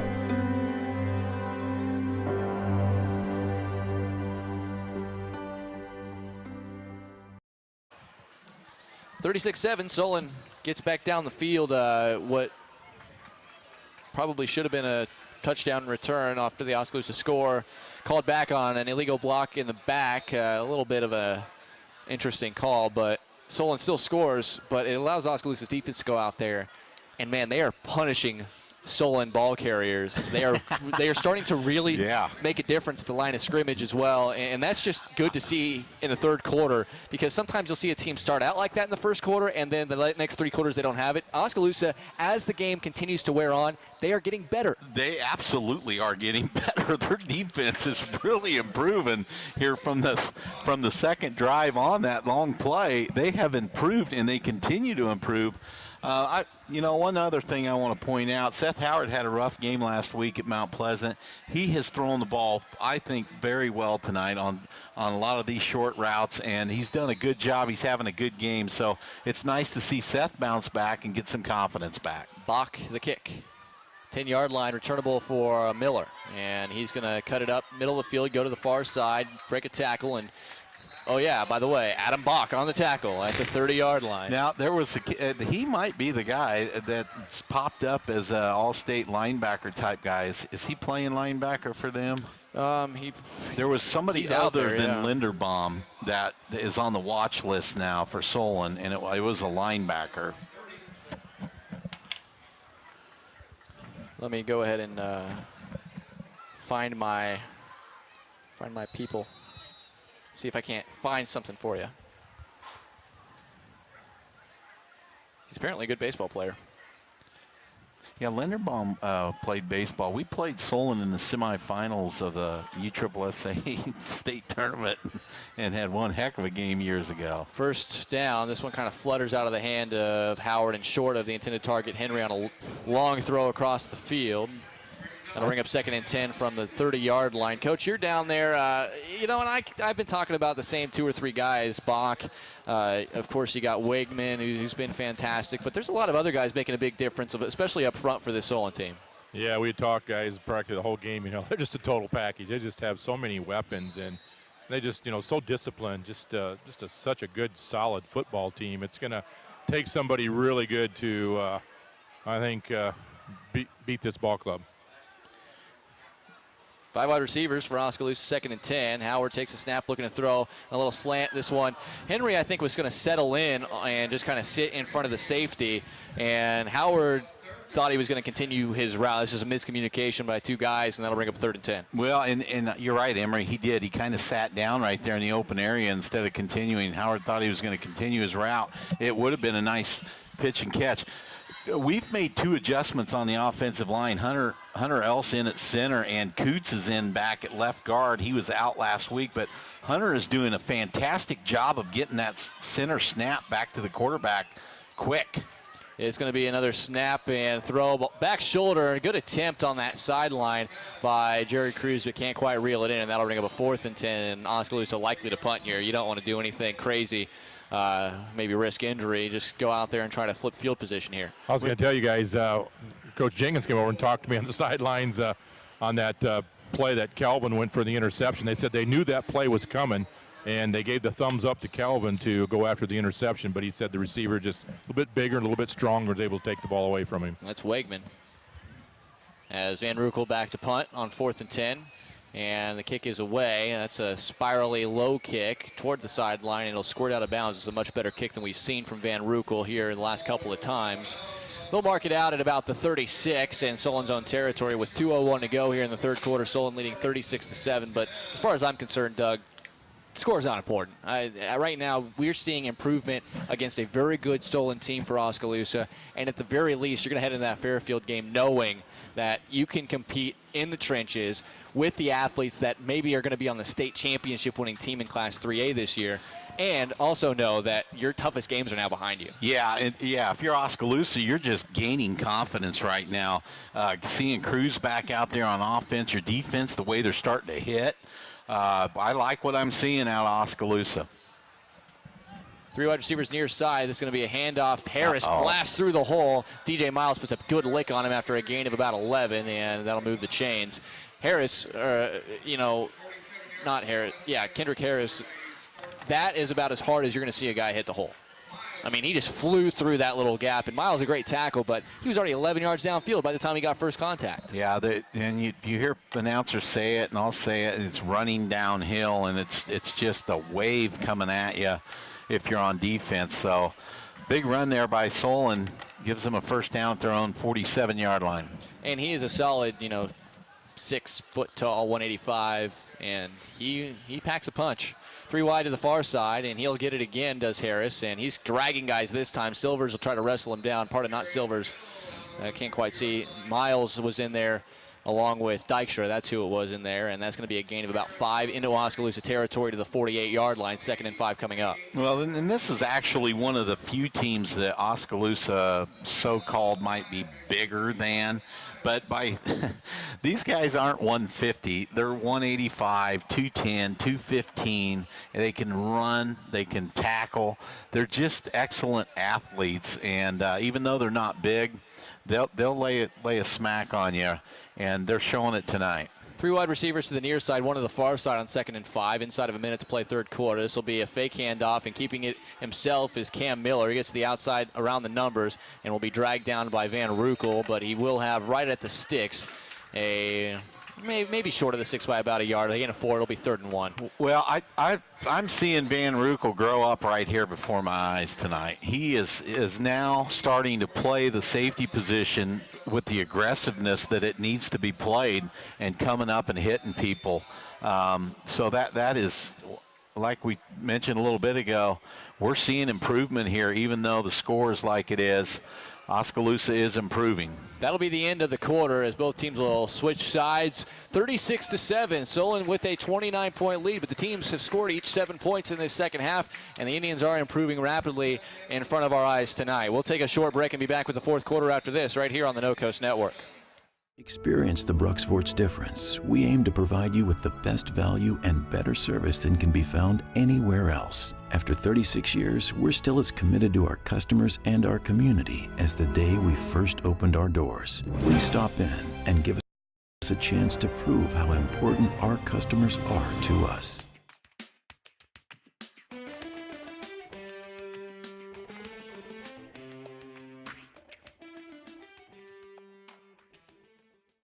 Providing high-quality professional eye care with a truly caring staff is what Oskaloosa Vision Center has been doing for more than 30 years. With our state-of-the-art equipment, we can provide comprehensive eye exams, prescription glasses, and contact lenses, as well as medical care like eye infection and disease treatment, emergency eye care, and pre- and post-operative aid. Newborn to adult, we have the experience to meet all your eye care needs. Oskaloosa Vision Center. Come see us today. 12 minutes on the clock, fourth quarter about to start. It's 3rd and 1 for Solon on the far hash, going from left to right into the wind, but with a 36-7 lead. They're at the Oskaloosa 44-yard line. 1 tight end, 2 wide receivers, 2 backs. Miller takes the snap, hands it to Harris. Nice jump cut, and he's going to go to the outside, try to cut it up. Silvers will make the tackle, but inside the 30, down to about the 27-yard line. And you can go ahead and move the chains on that one.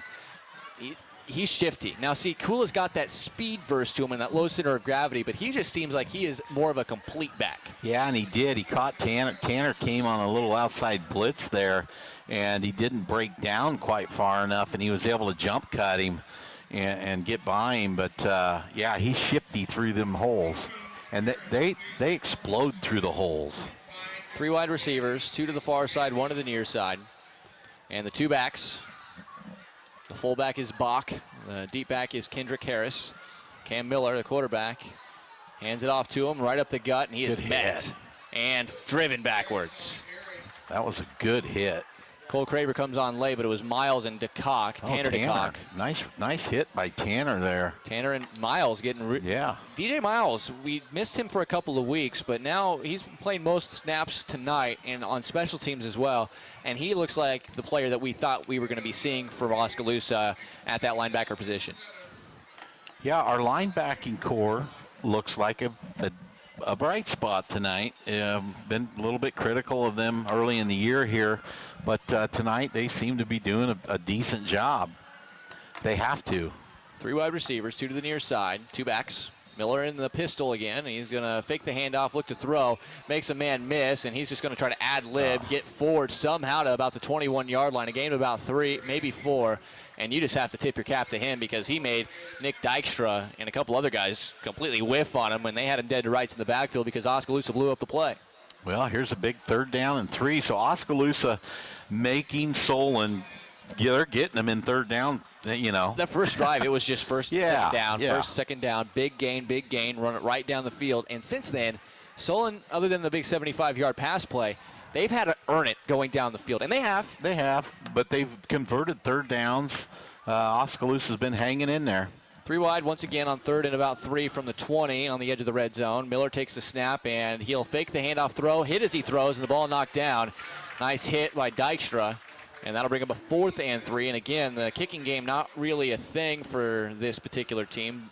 Well, Aiden Dahl has shown the ability to kick extra points, but that's not quite what they're looking at here, which would be a 37-yard field goal. Both our defensive ends now, you got Cruz over there at 6'4", 6'5", got his hands up, and that is how you, another way to stop slants. Number one, your cornerback jumping it, but the best way is for your guys to get their hands up and make it difficult to throw that pass. So I think Solon's going to run the ball here for 3 yards, try to get the 3 yards. 4th and 3. They've not attempted a field goal on the season. They're going to actually pass the ball, and it's tipped again by Cruz. Good defense.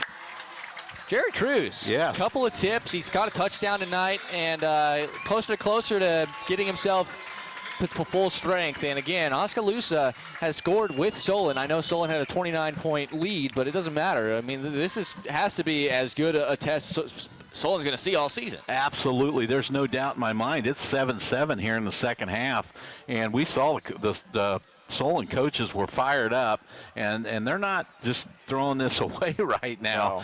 No. If Oskaloosa can go down and score, that is going to be a highlight again for the night. And even though it could end up beyond the 17-point, they competed after those first few plays, and drives. If you take care of the rest of the schedule like Oskaloosa probably is expected to at this point, you don't have to worry about that point differential at all. No. 5 wide receivers, 3 to the far side, 2 to the near side rather, with Seth Howard in the shotgun. Again, Else is the center. We're waiting on something. Coach, what's going on down there? What are they? Is there an equipment issue going on?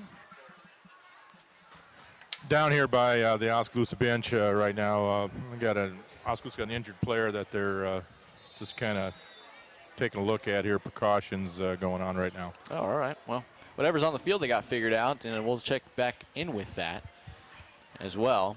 But for the most part, Oskaloosa's looked very solid in the second half. 9:49 to go in regulation. Howard takes the snap, looking to throw under pressure, flushes out to the right, looking down the field, pump fake, fires across his body, just short of his intended man. It was a good idea, and it was a good job by Hill to kind of sit down there, but Howard on the run, that's not an easy throw to make. Well, and he was open. All he's got to do is lay it up there, and he was open.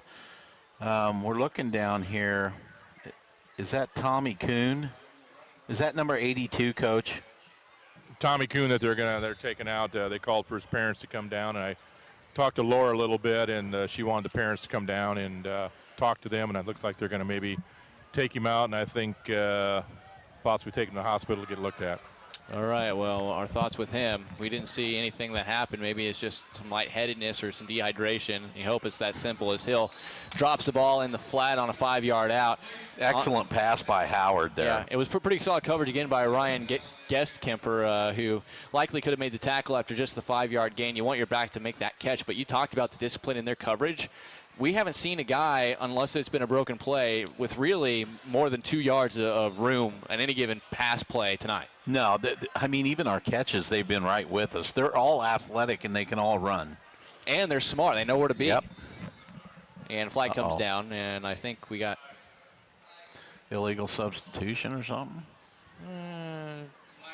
No, just a false start. I was going to say, they've kept the same 11 out there, so it'll bring up a 3rd and 15 from their own 15-yard line now for Oskaloosa here. But I think that gives Solon a lot of opportunities as well. We talk about they force so many turnovers. They only have the 1 interception on the back throw, but they've done such a good job in just making sure guys don't get wide open. We got Cole Henry one-on-one over there. Just throw it up quick and let Henry run under it against this really short guy over there. You got to look that safety off right when you get the snap, but then just turn and throw it up. They have one safety deep, about 25 yards off the line of scrimmage. Low snap. Howard does pick it up, but he has nowhere to go with it, and that is going to be a sack for Spencer Wegman.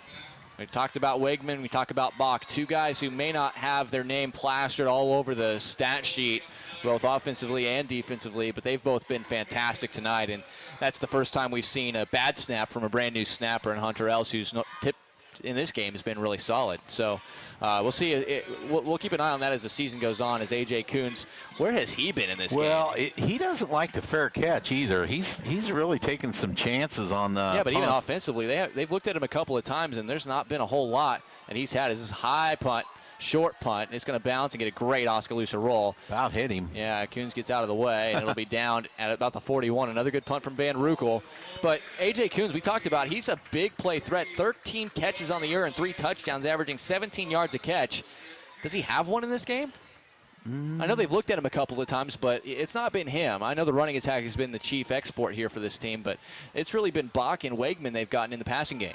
Yeah, I don't know if we finally found a team that respects Sparky or what, because we haven't called Alex DeYoung's name much tonight at all. They had, I think, a touchdown on him on that jump ball in the end zone, and I think that may have been Coons. No, that was Peyton Bandy who went up and made that touchdown. So Bandy, that was just his 6th catch all year and his first touchdown. Yet another guy. That's the 7th different guy with a touchdown. We got a wide open middle here. Yeah, no safeties here. They're man in a man, and this is going to be a quick handoff up the middle to Kula, and he squirts through and gets to about the 48, 47-yard line, and who else? Tanner DeCock on the stop. He's got to have double digits. Oh, yeah, he's in on almost every play. But you're right, DeYoung just not really a factor. They only threw it his direction a couple of times, and the one touchdown, Bandy went up over the top of him and made the catch. They've been going in the Silvers' direction a lot more, but they really haven't tested the passing game all that much outside of the big play to Bach. They have 3 wide receivers and 2 backs. In the pistol again is Cam Miller. He'll take the snap, and he'll hand it to Kula again. A little shifty and gets across midfield, and look at him just kind of keep those legs moving.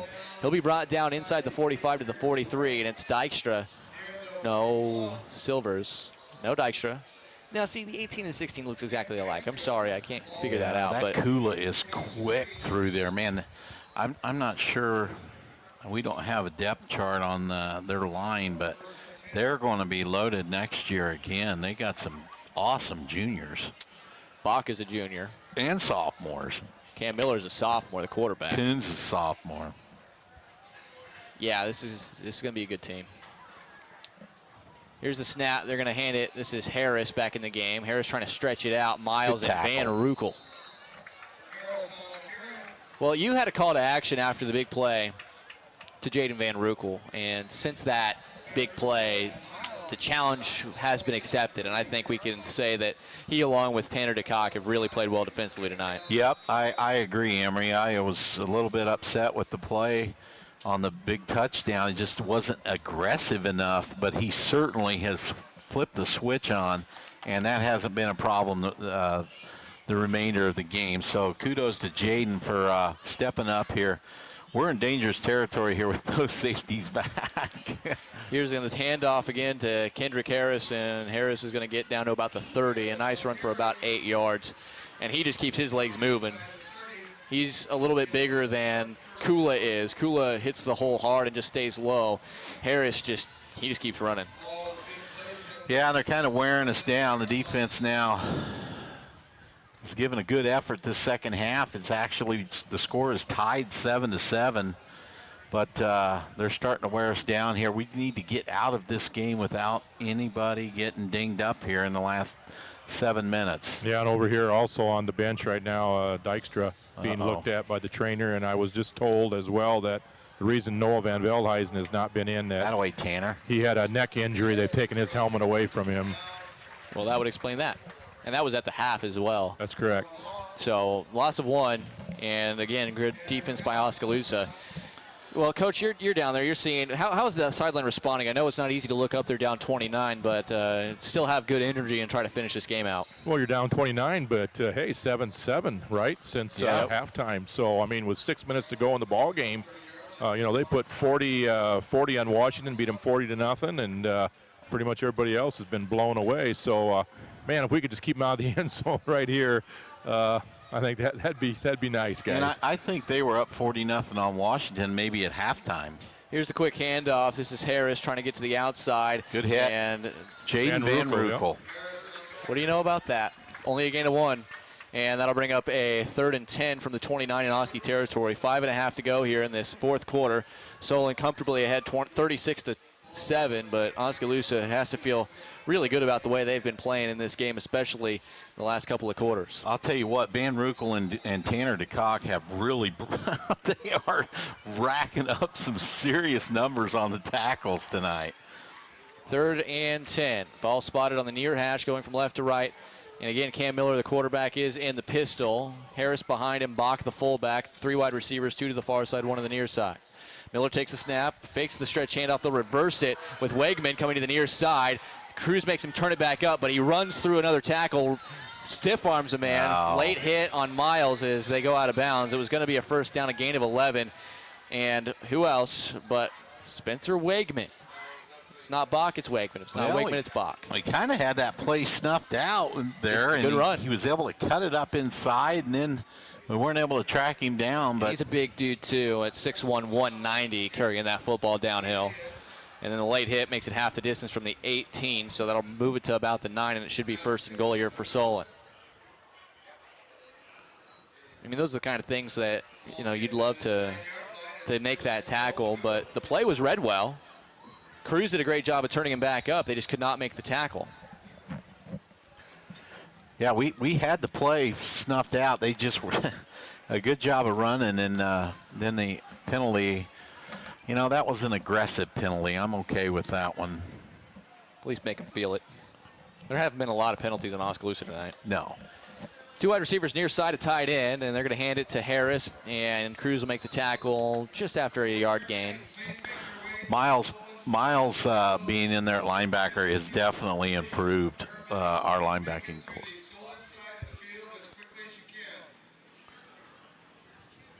What was that? They're calling for a paramedic to come to the side of the stadium, I think. We can see somebody along the back side of the track over there. I think somebody said a cheerleader, potentially. But that's not away from the formation. So, again, maybe just the heat and the mugginess getting to some of these folks. Just hope everybody's okay. You just hate to have something like that deal with injuries and having to deal with anything else. Is right up the middle, Kendrick Harris. He's going to get up to about the 3 before Miles stops him. Miles hasn't played a bad game defensively either for Oskaloosa. A 3:50 and counting, 36-7. Solon in the lead, and they're looking to tack on one more here. Well, they got 14 easy ones in the first quarter, and from that point on, it has not been easy for them. They've just been the better team, but Oskaloosa has certainly made them earn everything they've gotten since. 3rd and goal from the 3-yard line. 2 backs, 2 wide receivers, and a tight end. And the pistol, Miller He'll take it, hand it to Harris, and he'll find a little gap and score it into the end zone. Another touchdown for him, and that'll make it 42-7, extra point pending here. And Solon, I would just, are we taking bets now for state championship teams? Because I think I'm ready to throw my dollar bills into the Solon hat. Well, there's some good football teams over there. You got Xavier, and you've got a couple others up there in the northeast part of the state. You got Hellas still. You have to worry about is Aiden Dahl. The extra point is up. It's good. It's 43-7. 3:23 to go, fourth quarter. We'll take a quick break. Be back with the kickoff right after this on the No Coast Network. Once again open in Oskaloosa. This is Doug DeCock, the new owner of Swims. Along with Doug Swim, we are happy to be open again. Swims has a wide variety of trophies, plaques, and engraving available to Oskaloosa and the surrounding areas. We have an assortment of uniforms, socks, and belts, along with other sporting goods at the store. Swim Sports also provides a full screen printing facility for your screen printing needs. Come check out the new store at 118 A Avenue East in Oskaloosa. The two Dougs would love to see you at Swim Sports. 43-7, Solon the lead, 3:23 to go, fourth quarter. The score may indicate a blowout, but Oskaloosa has a lot of positives to take from this, especially maybe the biggest positive, Doug, is the fact that they know they're not going to be seeing a team nearly this tough until they make a run 2 or 3 rounds deep in the playoffs. Unless you draw Solon in the first round, you're not going to see a team like this until you're deep. So, not all is lost tonight. We kind of expected this a little bit. I didn't think it would be this wide a margin, but I didn't expect Solon to also look this impressive. Yeah, I'm impressed by them also. I knew they were good. I didn't realize they were this good. And it's not like the guys Miller, Kula, Harris, Kuntz that we were talking about in the open. It's been a lot of different guys. The Bach about the kickoff, he's impressed me maybe the most of anybody on their team tonight, and just all the dirty work he's been able to do as a fullback, a receiver, special teamer. As Miller receiving this one out about the numbers on the far side, gets across the 30 to the 31. Got to get Wegman in there. Peyton Bandy's went up and made a couple of nice catches. How about Cole Flansburgh as a big third back on short yardage situations? Their line has looked great. Of course, Linderbaum's going to get the headlines there, but and Bach, the kicker, again on the stop. I mean, like, what is his size? He is 6 foot 200, a senior. Yeah. He may be he's a junior. They've got that year wrong. He's only a junior. Oh, he is? Yeah. Whoa. He might be the guy that I saw on a watch list that's moving up big time. Well, I could believe it after this performance. Yeah, Oskaloosa. Let's get through this 2:36 running clock. Just crank that thing down. 2.5 to go, and as mentioned, 36-point advantage. The running clock in effect in favor of Solon. Howard looking deep, sideline, looking for Henry. And he made a nice catch in the sideline. That was a good throw as well. The coverage on that far side of the field by, I believe, Jackson Pipolo, who's shifted into coverage on that far side, and Henry, a toe tapper. Nice throw, nice catch. Once again, Hunter Else getting the ball back to the, when you get the ball back on a line like that, it gives you that half a second more to look and throw the ball. We mentioned Noah Van Veldhuizen, coach down there, picked up the scoop that he's just injured. That's why they made the move, as Dylan Van Leuven kind of had to cut back inside to make the catch and let it bounce off the hands. That's the third or fourth drop we've seen from Oskaloosa receivers tonight. And Howard, to be fair, other than the interception, which was really just kind of a desperate situation on a 3rd and long, everything else he's thrown has been pretty accurate tonight. Yeah, and Solon now has put in their backup defense. Yes. So it's, we're handling them, it looks like, pretty good. Howard will throw on a comebacker. Henry's got it, first down yardage, working on Popolo. That'll be 1st and 10 at the 44 after the tackle on that far side of the field. As we have just over a minute to play, Oskaloosa in action against Fairfield on the road next week. We hope to have a video broadcast for you there. It's looking good to have that happen at this point. As we have 4 wide receivers, 3 to the near side, 1 to the far side. Howard in the gun, takes a snap, fakes the handoff, keeps it himself, looking for action up the middle. He'll be met and pushed back at the 39-yard line. Gain of 5. And maybe 1 or 2 more plays with 40 seconds to go. Oskaloosa, you mentioned, just let's get out of here without anybody else biting the dust. Yeah, we got another kid I was getting on my program, guys, number 54. That's Keegan Mitz. Okay. Keegan Butler. Keegan Mitz Butler. He's trainer looking at him.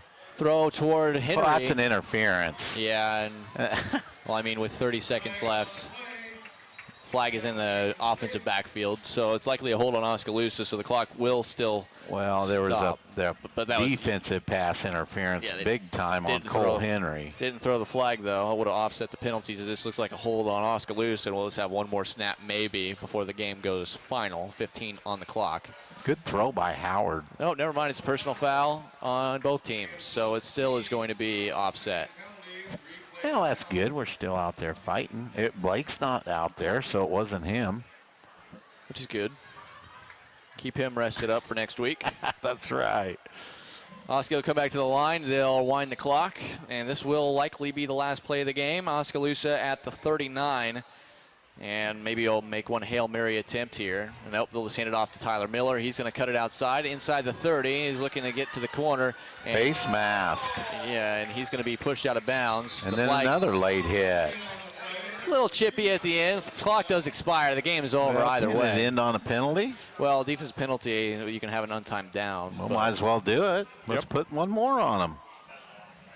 All right. Well, get the official. Nobody's running. It looks like we're going to have another play. We'll be inside the 10-yard line. So the referee looking toward the Oskaloosa sideline. And the face mask, which is a 5-yard face mask penalty, and the defensive down, they'll get one untimed down. Yeah.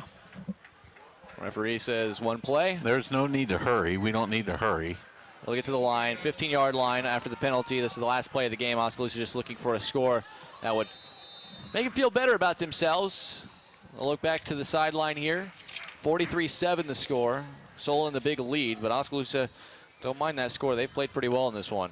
3 wide to the near side, 1 to the far side. Howard will take the snap, and he'll look to throw. He's got time. Still got time. Throws over the middle. Oh.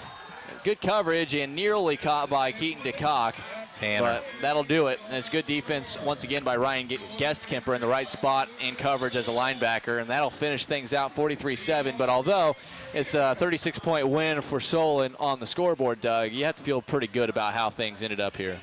Yeah, 14-7 basically in the second half. Take away the first quarter, the first 2 drives, and Oskaloosa was competitive in this game. You know, the scoreboard's not going to show that, but I guarantee you Solon hasn't well, Mount Vernon is a really good football team, so I'm not sure about that. But if you're Oski, you competed in the second half. You look forward to the rest of the year because now things get a little bit easier for you. Well, next week against the Fairfield team that lost a couple of games that, I mean, you've got three games against teams that you could win by 40. And that's Fairfield, West Burlington, Notre Dame, and Keokuk. Those are 3 of your 4 opponents left. Washington sandwiched in there in week 8, which is really going to decide the last playoff spot in this district unless something weird happens to Washington again. Either way, Oskaloosa has to feel good about the performance overall as a whole. Coach Harms, what did you think about the game overall? Yeah, I think, again, you know, guys, we always look at when you're in that situation going into halftime, you look at the second half, okay? What do you want to do? And you want to play, first of all, to win that half. And, we get beat, 14-7 in that second half, right? Yep. So, I got to be pleased with that. And, again, we talked about, I think a real key was getting out of here without, having some real kids dinged up. And hopefully we did get some kids dinged, but hopefully they'll be able to heal and be ready to go next week against those Fairfield Trojans. Yeah, absolutely, and that's a road matchup, but against a team that obviously you hope, if you're an Oskaloosa supporter or player, that you'll handle pretty easily. Coach is going to stay down there and try to catch Coach Jake Jenkins coming off the field. But Oskaloosa final score tonight, 43-7. Again, the final score not really indicative of how well I think Oskaloosa played, and I think we can all agree that here. But obviously the coaches want to see some results. The Indians dropped to 3-2 overall on the season and 2-1 in District 5 play.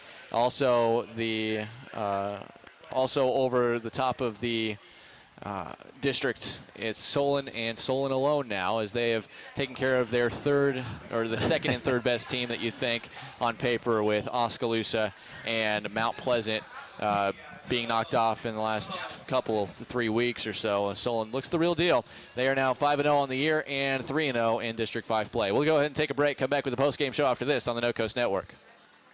Hawkeye Real Estate is your one-stop source for everything real estate in Mahaska County and the surrounding area. Whether commercial, residential, or acreages, we've got you covered with the area's largest pool of real estate professionals, full-time support staff, and property management services. With over $19 million in sales volume for 2016, Hawkeye continues to be Oskaloosa's leading real estate office. Discover what thousands already know. When it's time to make a move, get the Hawkeye Edge. Clow Valve Company of Oskaloosa is very proud of all area students involved in any school activities. They know that being involved takes dedication and hard work put forth by each student. Clow Valve Company reminds you to support our area students in the various activities that they're involved in. School activities are important in molding young people into healthy, successful adults, as they are an important part of a good community. Congratulations to all area students from Clow Valve Company in Oskaloosa.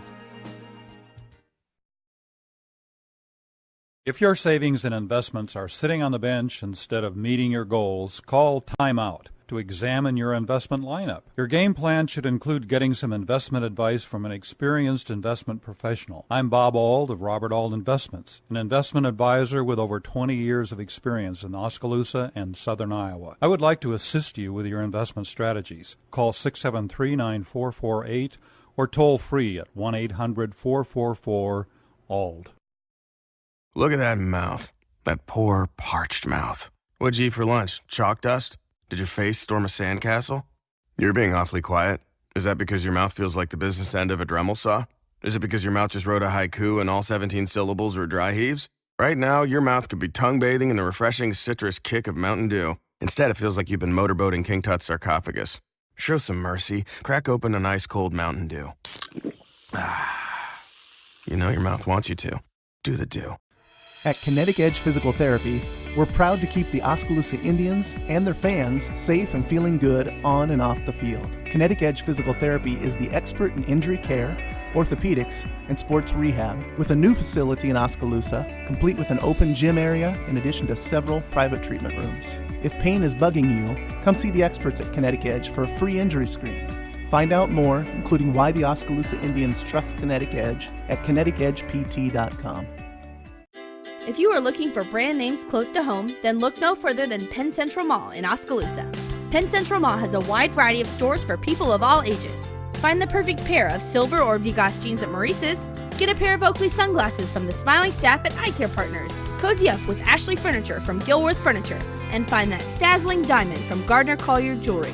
When you're done, grab a bite to eat at Mirachito or the Pizza Ranch. It's all at Penn Central Mall in Oskaloosa. Shop, walk, and enjoy Penn Central Mall. Oskaloosa football falls to Solon 43-7 tonight. They fall to 3-2 overall and 2-1 in district play. And for Solon, number 2 ranked team in the state of Iowa, looked every bit the part of a state contender. They find themselves at 5-0 and 3-0 in the district. And Doug, I don't necessarily think that this Solon team is going to see I think they're going to waltz their way through the rest of their season. But if you're Oskaloosa, you have to feel still pretty good about the way you competed with a team that very well could win the state title. Absolutely. Solon will be a number 1 or 2 ranks, a number 1 or 2 seed in the 3A tournament. I don't think there's any doubt about that. As for Oskaloosa, you move on. I think we got some confidence. We saw some good things. Jaden Van Rukel really stepped it up in the second half and was playing aggressive from the safety position. That's something we've been looking for. DJ Miles, the linebacker that's come back, had a good night. Tanner DeCock had one of the best nights he's ever had, probably the best night he has ever had as a linebacker with tackles and an interception. So our linebacking core looked good tonight. Our line, we expected them to struggle. You're going up against one of the best offensive lines in the state tonight, and they certainly opened up some holes and did a good job. But I felt like our linebackers and our safety they came to play tonight, and they improved, and that is one place where we wanted to see improvement, and so that's a bright spot for us tonight.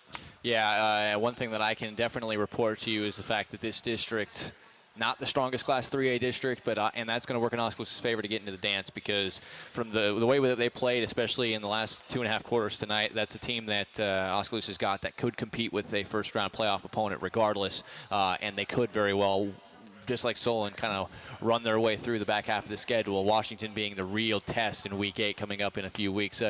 Coach Harms, you're down there on the track, and one thing that I find interesting is every coach has these kind of games where the scoreboard doesn't necessarily look exactly the way you want it to, but you still find ways to have some positives. What positives do you think Coach Jenkins and his coaching staff are going to take out of this one? Well, I think he's going to, talk about, because I think we all saw that first half. We just got manhandled, on their offensive front, their defensive front. Second half, we made some plays defensively. We held them to minus yardage on some plays, and then we also had some, positive yards on our offense. We started moving the ball. We made some nice throws. I thought Seth made some nice throws. We didn't catch the ball, but yet the throws were there, and those are the kind of plays that you have to make.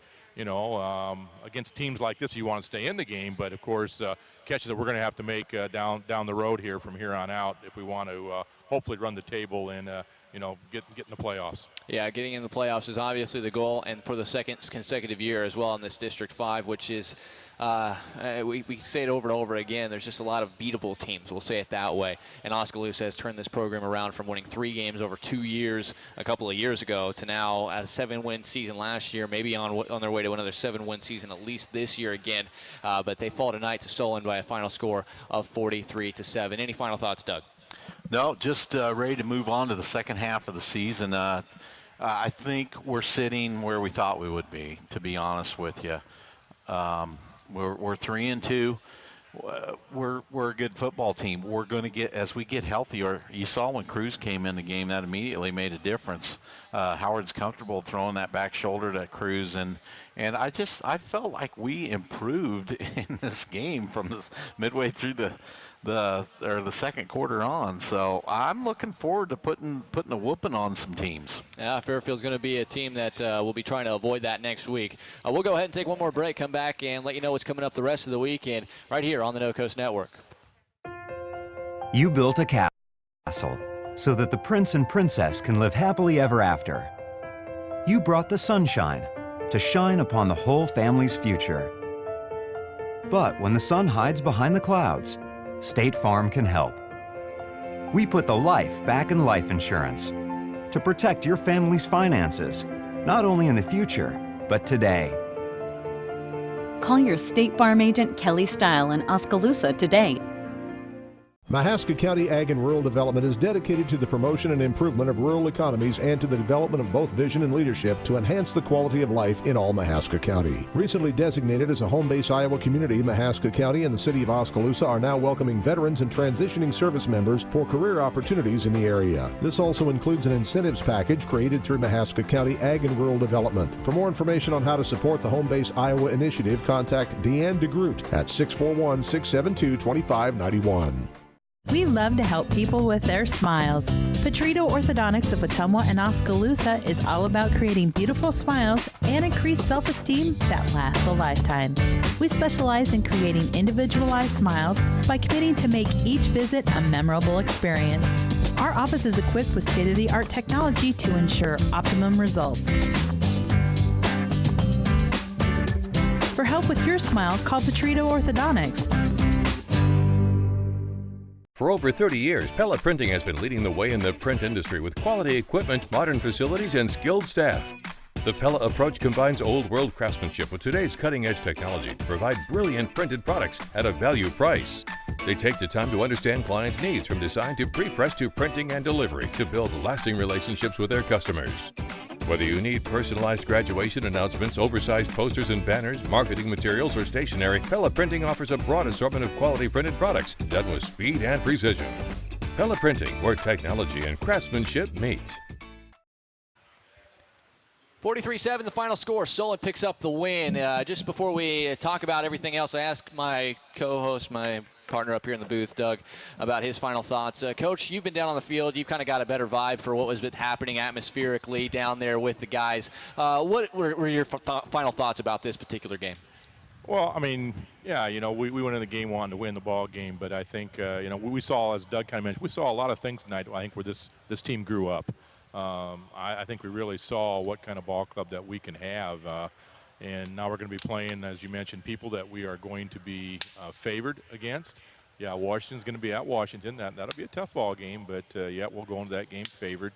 This one's over. It's history. And, you're going to go back and you're going to break the film down, look at the things you did well, and look at the things that, you got to improve on. But forget about it now, and hopefully these guys can, wipe that out of their minds. And they still got a homecoming dance to attend, and, go have some fun, make memories for the homecoming week. And, they get a chance to maybe do a little dance and do a little boogieing, tonight, and hopefully come back and get ready and get after it and go after those Fairfield Trojans next week. All right, Coach, and you have fun tomorrow going and checking out some of your old players over there at William Penn and Indian Hills softball. That's going to be a fun one tomorrow morning. Yeah, looking really forward to it, guys. All right, that's Coach Jay Harms down there on the track, and we'll catch up with him in a couple of weeks back here at home against Keokuk. Doug, thanks so much for joining us, and we'll be seeing you next week as the Indians travel to face Fairfield. Thank you, Emery, and fantastic job to you. I hear a lot of compliments amongst the community, and you sure make it easy for me.